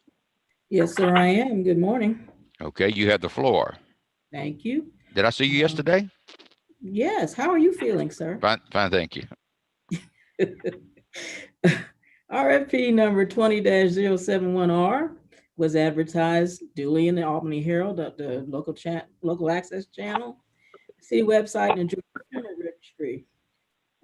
You'll recall this, the reason it has an R behind it is because we had to put it out again. The first time we only got one response, and that wasn't, it didn't meet our needs. So we went out again. We ended up with 4. They were all evaluated by the same analysis group consisting of Mr. Collier, Mr. Stock, David Hamilton, Barry Brooks, and myself. And our selection is Government Solutions of Atlanta, Georgia, for a total expenditure of $69,600. This will be a 1-year contract with 2 options to renew for additional 1-year periods. And that's my presentation. Mr. Brooks, were you going to speak to this as well, or? Mayor, I'm available. Just if there's any questions, I'll do my best to get an answer for you. Okay. Mayor Pro Tem, any questions of Ms. Fields or Mr. Brooks? No question to either one. Commissioner Fuller? No questions. Commissioner Fletcher? No questions. Commissioner Warmington? Yeah, just a simple question. When would these services start? Like November 1st? As soon as you agree to hire them, and we let them know, yes, it will start. Okay. Probably about November 1st. Okay. Thank you. Commissioner Langstaff? No comment. Thank you. Commissioner Langstaff? No comment. Commissioner Young? No questions.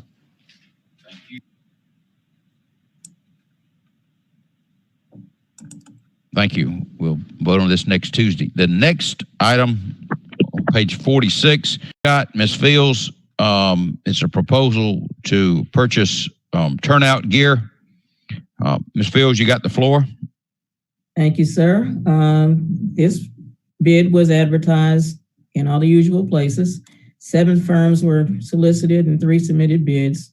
The bid opening was on September 28th. This is the lowest responsive and responsible bidder is Georgia Fire and Rescue. What we bid was 160 sets,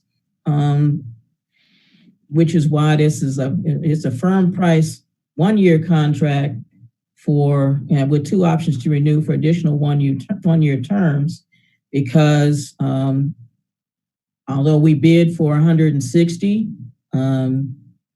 we didn't plan on them buying all 160 sets in 1 year. So we've allowed for them to make purchases up to for a period of 3 years, and it should cover the 160 sets. So the contract total expenditure would be up to $333,280. The first order would be for 65 sets for a base price of $135,395. And Chief Scott is available to answer any questions. Good morning, Chief. Good morning, sir. Would you explain for those at home what turnout gear is and why a fireman needs turnout gear? Yes, sir. Happy to. This is the personal protective equipment that you see firefighters wear. This is the heavy coats and pants that you would see, along with gloves when firefighters make entry into structures. Of course, it is important because fires, of course, if you've ever been near a fire, you know, it gets very hot. Even standing across the street from a fire, you can feel the heat. This protective equipment allows them to enter these dangerous environments, to make rescue, to protect property, and to handle various situations that they encounter on a day-to-day basis in their work. So this gear is our personal protective equipment, and it is very important to the carrying out of our duties as firefighters in this community.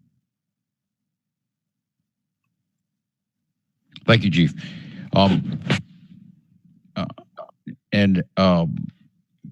It looks like you have the coat, pants, and gloves, and that's all part of the set. Is that correct? Yes, sir. That's correct. Okay. Mayor Pro Tem. No comments. Commissioner Fuller. Yes, Chief. I'm certainly in support of getting this new equipment. One question: it looks like a big variation in the turnout pants pricing from the different vendors. Were they bidding on the exact same equipment? Yes, sir. They're required to, according to purchasing. When Ms. Fields places that spec, they all have to bid according to that spec. And Ms. Fields can speak a little further on it, but those who would not submit according to the spec would not be given consideration further in the process. Okay, that's all. Thank you. Commissioner Fletcher. No comment. Commissioner Worthington. No comment. Commissioner Langstaff. No comment. Commissioner Young. No comment. And the funding source, it says fire department operation budget. Is that correct, Ms. Subadan? Yes, sir. That's what's budgeted in this year under the uniform account. Okay. Thank you, ma'am. Thank you, Chief. Thank you, Ms. Fields. The next item on the agenda is a proposal to accept a grant. Is Ms. Hawkins with us? I am. Good morning. Good morning, Ms. Hawkins. I guess this will be your last appearance before the commission as in your present position. Yes, sir, will be. So happy about it. We all wish you very happy best, about it for some reason. best of luck. A big smile. What's And up with that? Moving on along. Good morning. This agenda item regards the Emergency Solution Grant Program, our Rapid Rehousing Program. And earlier this year in March, the Department of Community and Economic Development made application for this rapid rehousing assistance from the Georgia Department of Community Affairs. And as of September, we were notified that the city has received an award of $45,000. This assistance helps to move persons that are homeless from our local shelters into more stable housing. And so some of our partners include HUD Vash, who assist our veterans, Liberty House, as well as Open Arms. And so this assistance can provide resources that will help them to remove barriers to affordable housing, which include utility assistance with arrearages in their utilities, as well as monthly rental payments and security deposits. And just over the last year, we received an allocation of about $35,000, and then additional funds were added, so about $56,000. And we matched that with our community development block grant funds, and we were able to assist about 27 households. And so we see homelessness as an issue in our community, but one that we will utilize these funds to again transition them from those local shelters. And so the recommendation is that for the city to accept the award later in this month, and I will entertain any questions that you might have. Mayor Pro Tem, any questions for Ms. Hawkins? No question from Ms. Hawkins. Thanks, Ms. Hawkins, for the years that you have served in community development. And I have to say that I will certainly miss you, but at the same time, I know that you got a bright future ahead of you. And thanks again for serving the city of Albany, Georgia. Thank you so much. Mr. Fuller? No questions, but thank you, Ms. Hawkins, and best of luck to you in the future. Thank you. Ms. Fletcher? Well, I just want to thank you for the 7 years I've been on the commission. Anytime I've called you and asked questions, you are remarkable with your knowledge, and wherever you are going, somebody's going to be very lucky. So you will be missed, and thank you for your service to Albany, Georgia. Thank you. Commissioner Warrington? Yeah, nothing further. Commissioner Langstaff? Nothing further. Commissioner Young? Yes, thank you, Ms. Hawkins, so much for your service to the community and your just focused on for South Albany and doing the work that you've done. And I also like to just recognize you for being a fellow ASU Rams and graduate of the MPA program. And I know whatever you do in your career, you've been trained by the best, and you've done your best, and you're going to continue to do that. So thank you so much. Thank you. Ms. Hawkins, thank you for your presentation, and we thank you for your service. And I speak for the entire commission. We certainly wish you the best, and look forward to seeing you in the future. Thank you so much.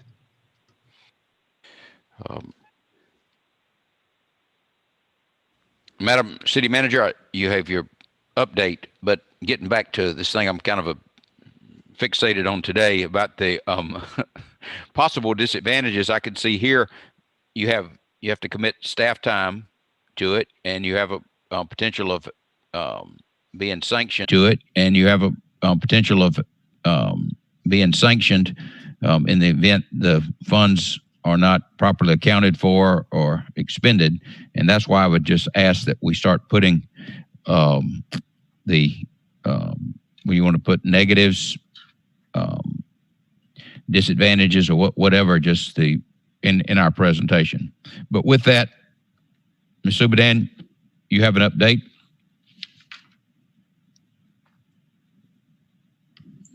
Yes, I will send out your the written report as usual. And we're actually going to start to publish that on our website so that the community can have an idea of the status of projects. We are also moving toward in-person meetings.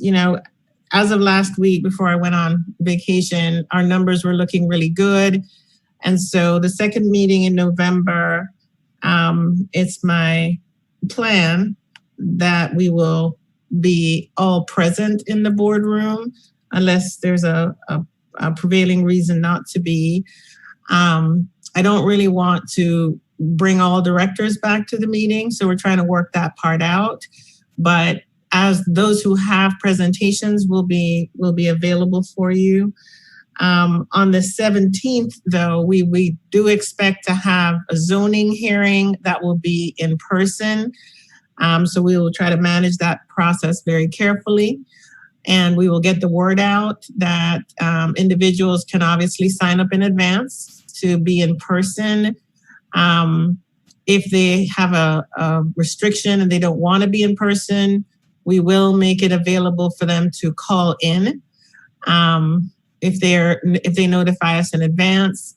And as has been, our tradition, they will be able to also sign up for the zoning hearing at the beginning of the meeting. So, it used to be that they would sign up, the mayor would be given the list, and then you would call individuals to come up. We will social distance individuals in the room and cover the microphone and take the necessary precautions. We are going to ask people to wear a mask while they're sitting in the building, even if they are somewhat socially distanced, mostly because they're going to be speaking into the microphone. And, we want to make sure we don't do anything to create a spreader event in our chamber. We will be adding tables so that we can spread out some more inside the building for those of us who are participating in the meeting. So that's kind of our status. Like I said, our numbers have been trending well in our community. Unfortunately, around the country, they are not. They're increasing significantly. And so we are being very judicious and trying to accommodate the ability for individuals to participate in these important zoning meetings, but at the same time, not creating an unsafe condition for our employees and for all of you. In terms of the utility administration building, we are not going to bring people back into the building for the purpose of paying a bill. It's been 7 months now, and individuals have figured out they can pay online, they can go through the drive-through. We really do not need people standing in line shoulder to shoulder to pay a bill. So it's my plan that for customer service, we will gradually rotate individuals in the building. We will try to do that by appointment. We will social distance individuals. We've put up the sneeze guards to protect our customer service representatives. But for the purpose of paying a bill, we are going to continue to use remote services and online as well as the drive-through. And I'm subject to your questions. And of course, we'll send out the report later today or tomorrow. Mayor Pro Tem, any questions for the city manager? Mr. City Manager, you did say that we will start next month meeting in person. Would the commission still be social distant from each other? That is my plan, and we're gonna add some tables in order to make that possible. Okay. Commissioner Fletcher? Well, you missed me, Mayor, but I don't have any questions. Okay. Excuse me, Matt. Commissioner Fletcher? No comments. Commissioner Warmington? Yeah, just a question about us meeting. Have you considered a larger space, say like the municipal auditorium, to move our meetings where we could spread out on the stage or spread out in the auditorium? Is that an option to think about? We've gone through a lot of trouble to get all of the recording equipment in place, and it's fixed. At the time when we ordered all the equipment, it was pre-COVID, so the cameras, the sound, everything is kind of bolted to that room. Facebook Live, we can pretty much do from anywhere, but the transmission to channel 16 becomes a little more challenging. It can be done. If we feel strongly that is the will of the board, we can look at how better to do that in somewhere like the auditorium. But that's sort of part of our challenge is we didn't know about COVID when we ordered that equipment, and the equipment was being actively installed in order to get a smooth transmission of the meetings to Channel 16 and to the website and obviously YouTube and Facebook. But if the commission desires to move to a bigger space, we can investigate that and determine what, if anything, we can do. It may be that our transmission to Channel 16 is slightly delayed if we have to do it that way, or we have to broadcast it later. But I think we may be in a position to try it in room 100. And if we feel that it's not working, then perhaps we go to something different. Yeah. So, just looking at the auditorium here, there might be 20 seats, maybe 15 seats that are socially distant. So, yeah, you're right. It's probably worth trying it here. If we were to have a real large public hearing that has that we know a large amount of public's going to come, that might be a fallback position for a special type of public hearing or something like that. And Q's flashing some numbers. 35. Okay, he corrected me. 35 seats. Yeah. And what I've seen in other jurisdictions is they've brought people in to, if they have a large public hearing, everybody doesn't stay in the room. They bring people in as they can watch it on a different screen, like outside the room, so they can hear what's going on. And as their name is called, they may come in the room to speak, or the mayor may call the next 3 people and they come in the room to speak. There's ways to work around it. Yep. And as I said, I'm going to really avoid staff being kind of piled up in the room. They'll come in as needed. Yep. Okay, good. Thank you. Commissioner Langstaff? Nothing further. Commissioner Young? Yes, ma'am. First of all, congratulations on the addition to your family by way of marriage last weekend.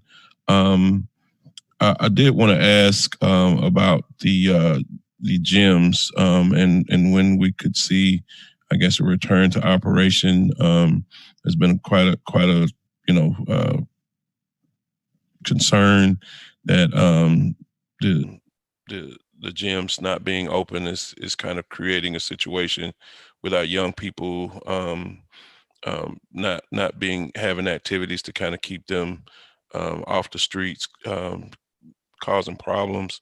And just wanted to know, are we, seriously taking a look at how's the best way we can return to, at least, for my ward, opening up Henderson. I know Bill Miller's closed for renovations, but what can we do to look at that? I know that Parks has a reopening plan with a lot of outdoor activities planned. I haven't had an opportunity to look at, I know you all met at Bill Miller and Henderson, met with Mashke. I really have not had a chance to go back. I think the mayor sent a letter on that. So I'd like to maybe come back next meeting and provide you with the plan for recreation and also the plan for the gyms to determine kind of what we're going to be doing there. Okay. It sort of all goes together. Okay. And on the, I guess, still keeping the office at Albany Utilities closed down for in-person payment, do you have a solution for those people who are only, either willing to pay in person, or, what's the alternative to those folks? Well, the drive-through is open. The drop box is open. Okay. Pretty much everything we've been doing for 7 months. Okay. And if somebody is on foot, they don't have a car, or they're on a bicycle or motorcycle, we meet them outside, we'll take their payment, and somebody will provide them with their receipt right on the spot. We've been accommodating people for 7 months. Okay. All right. That's good to know. And also, I want to thank you for your support on the initiative to help with the elections. Just want to let the rest of the board know the staff has been wonderful, providing water every day from the Civic Center for the voters who've been standing out in lines. Madam City Manager had hand sanitizer stations available for folks as well. And you know, we've been kind of playing our part to kind of minimize the you know, hardship on folks standing out in long lines in the hot sun. And thank you for that, Madam City Manager. Sure, my pleasure. One thing is, we'll talk about items for further agenda. I don't think we have an ordinance that allows commissioners to participate remotely. Do we, Mr. Davis? Okay, obviously we don't have an ordinance that said you can't. I think you can't give your proxy, but I believe it would be timely if we had an ordinance that allowed commissioners to participate remotely. I think we do. It's just restricted. If you remember, Nathan, we had one about, it was specifically to teleconference at the time, but it was restricted. If it was, you know, it was only so many meetings. If it was dependent on your ill, you know, if you were ill or you were outside of the zip code, you know, you're out of town, some kind of emergency. But it's obviously very dated. It doesn't presume a pandemic, Okay. and it doesn't presume Zoom or virtual meetings. But I think there is something in place. Okay, well, let's improve. Let's look at what we got, and I think we're going to need to amend it. I didn't see anything like that, but the technology being what it is, I mean, there's really no reason why a commissioner, if somebody's on vacation or out of town, why they can't just participate. And we need to have that in the code, I think, and I'm sure other cities have it. But the logistics of our meetings going forward, Ms. Subadan, actually, as we sit here today, we're all social distanced. But if we had the commissioners from the 2nd and 5th ward, we wouldn't be able to do that. And if I'm not trying to keep the gentleman at home, but if they're participating remotely, I think that works out better for all of us, actually. Okay. And going forward, I know you're talking about everyone being present, but I think if we have that ordinance on the books, and if we can go forward, as long as we still have a problem with COVID, I think having 5 people up here on the podium is the maximum that most of us would feel safe with, I believe. And if Commissioner Fuller and Commissioner Commissioner Langstaff will continue to participate remotely, or we can take turns for that matter. I mean, I just think that to be socially distanced, we can't have anybody else on present, and it's obviously wouldn't send the right message if we were not socially distanced, and we're telling other people to do that. So if we could look at that, and we'll move forward with it. So, Mr. Mayor, I would ask that, I wanted to suggest something. I know Mr. Wright was here. I think that's Mr. Capps out there. But when we're having these meetings, of course, if we take our earphones off, you notice they can't hear anything. So I probably would ask our IT staff to maybe look into a solution where if we had maybe some Bluetooth headphones, because without them, the public, if we're going to bring the public back and we're going to have this, that's something to consider. They cannot hear anything with the gentleman, the other commissioners being at home, or anybody like Mr. Steiner doing a presentation from Zoom. Nobody out there, unless they have headphones, can hear that. So maybe if we can look at, providing just some headphones so they could listen in. I'm sure most people could probably tune in from Facebook, put their headphones in, and hear the presentation from out there. But for right now, if we brought people back, they'll just be sitting silently and not able to hear the whole meeting. Yeah, our plan actually was to not be Zooming anymore. So we would be broadcasting like we would have broadcast prior to Zoom. But if we're going to keep 2 commissioners remote, then we're going to have to try to figure out what hybrid solution we use. Because part of the challenge I think that you all have is with Zooming and being present, as you said, with the headphones, you have to have the headphones on and you have to mute and unmute, not to have an echo in the room. So going back to in person, we were actually going to move away from Zoom and go back to a regular broadcast. But if we want to keep 2 commissioners or more virtual and we want to keep Zoom, then we're going to have to look at a hybrid solution. What would that do for, again, like the mayor said, we're still going to be in the time of COVID, and some folks who may want to present, right. For instance, like, the people from the Department of Health, they may want to still Zoom in and not actually come down here in person. So that's a consideration. Yeah, we'll be looking at a hybrid solution. And what we were going to do to keep you socially distanced is add tables. So some of you would be, sitting at the tables. Probably Nathan and I would be sitting at tables kind of below the dais in order to keep the social distancing. It'll look a little awkward, but we'll try to figure out if there's a hybrid way to do it. That's it, Miss. Items for the next agenda, Mayor Pro Tem. Mayor, in our conversation yesterday, when you and I had a brief dialogue on the phone, can you share those with the city manager and especially the chief, what we talked about, that what we need to do to help public safety as soon as possible? And the reason why I think that you can share my concern with the chief and the city manager, what we need to do, rather than I diverge it over, here. Yes, sir. I'll take that direction. Commissioner Fuller. Yes, sir.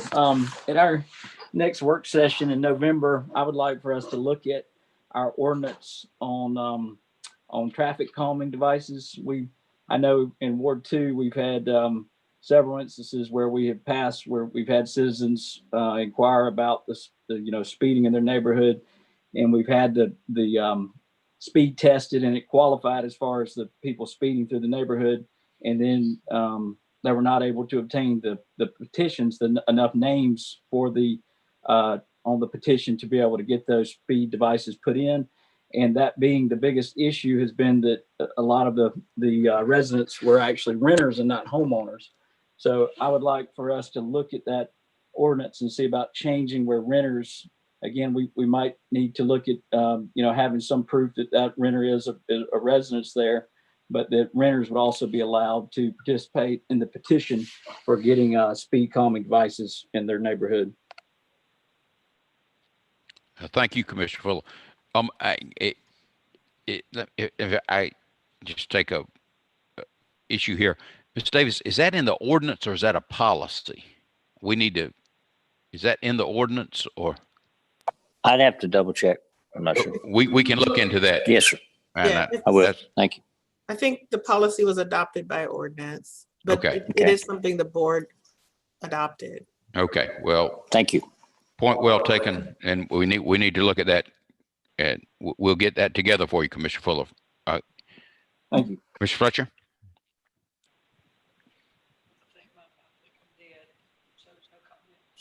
You don't mind? muted.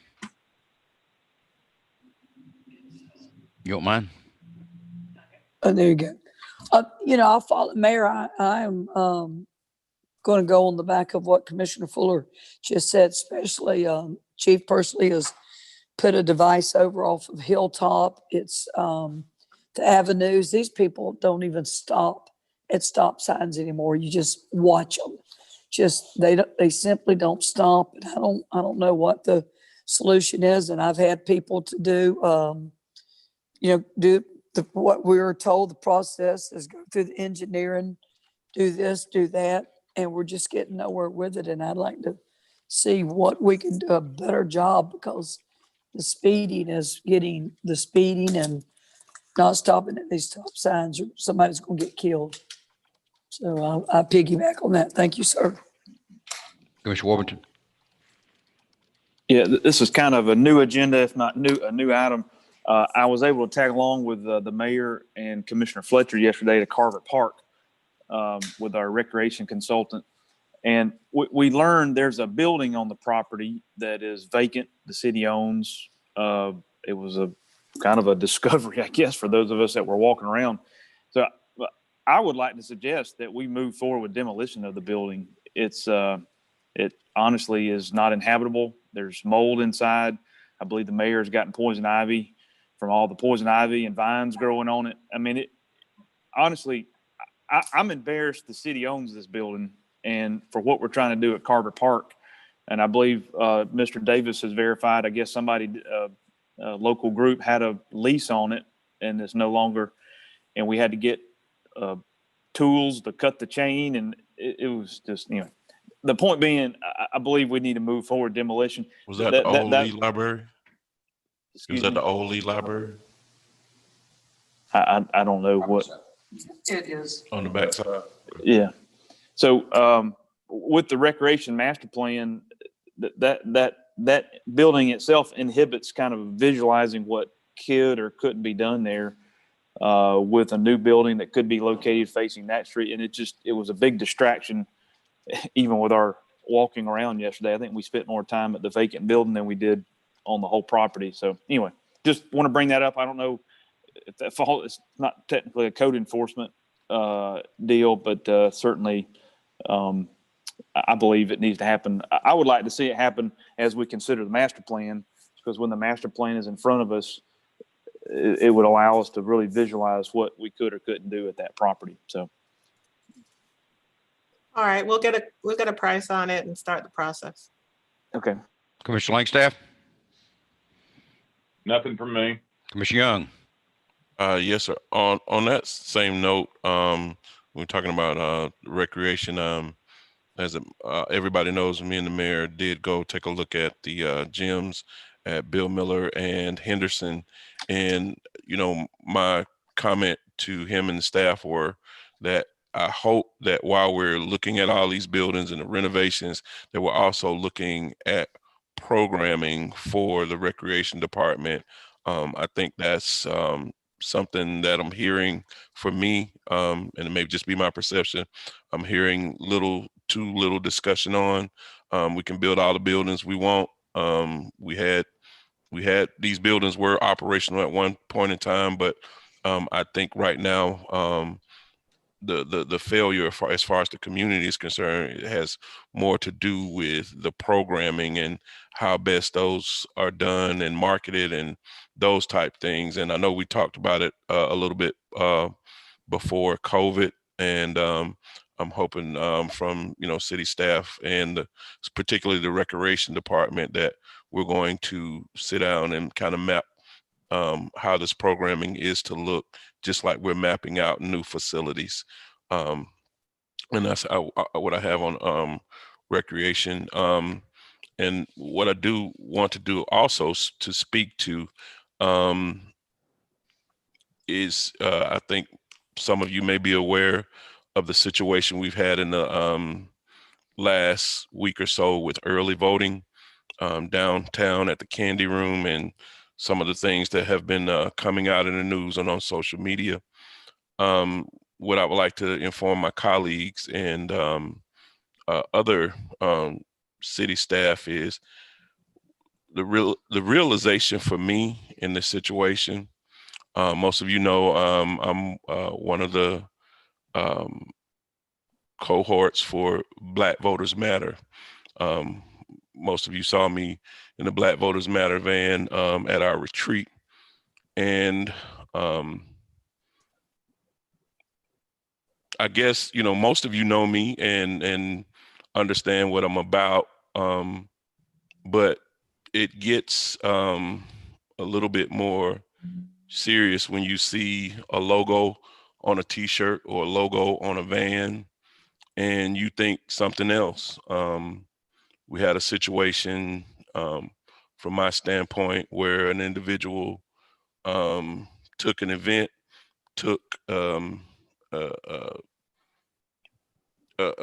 situation where people were merely there to help and turned it into something that, was really chaotic and problematic. what I want to just say here is that we have to be careful as city officials, as city staff and administration, is that we use our power that we have in our positions very carefully. This group who had passed out water, passed out snacks to voters all week long was basically threatened with arrest based on unfounded claims, based on, social media hysteria and just outright lies. And this same group that I'm a part of were also threatened with, literally threatened with a handgun. But there was minimal reaction to that event. But we had, several sheriff's deputies at the direction of government officials come down and threaten us with arrests based on some unfounded claims. And that's what I mean when I say we have to use our power, the power of our positions very carefully, because that could have been a very bad situation. We all need to, play our roles and follow our guidelines responsibly. If you don't have the power of arrest, then leave that to law enforcement. If you don't have the power to investigate, leave that to the investigators. Find out what's actually going on and, act appropriately. There's a lot of citizens that are going to be out voting.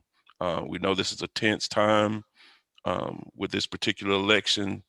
And, I want to say, shout outs to Chief Pursley and the IPD officers that we did encounter that were very professional. The chief came down to vote, and at that particular time, we felt like we had an unsafe situation, and he stayed there with us until we were able to get out of that situation. But I just want to, just remind all of us in our positions, be very careful. We have the power of the government. We have the power of the state. When we talk about things like Black Lives Matter, this is exactly what we're talking about.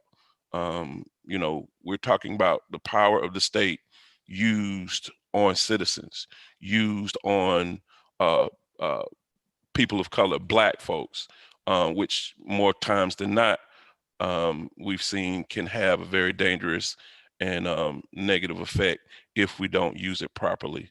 And I'll leave it at that. Thank you, Mayor. Thank you, Commissioner.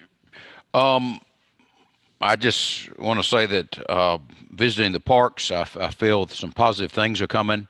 We were at Carver yesterday. Have been to Bill Miller and Henderson.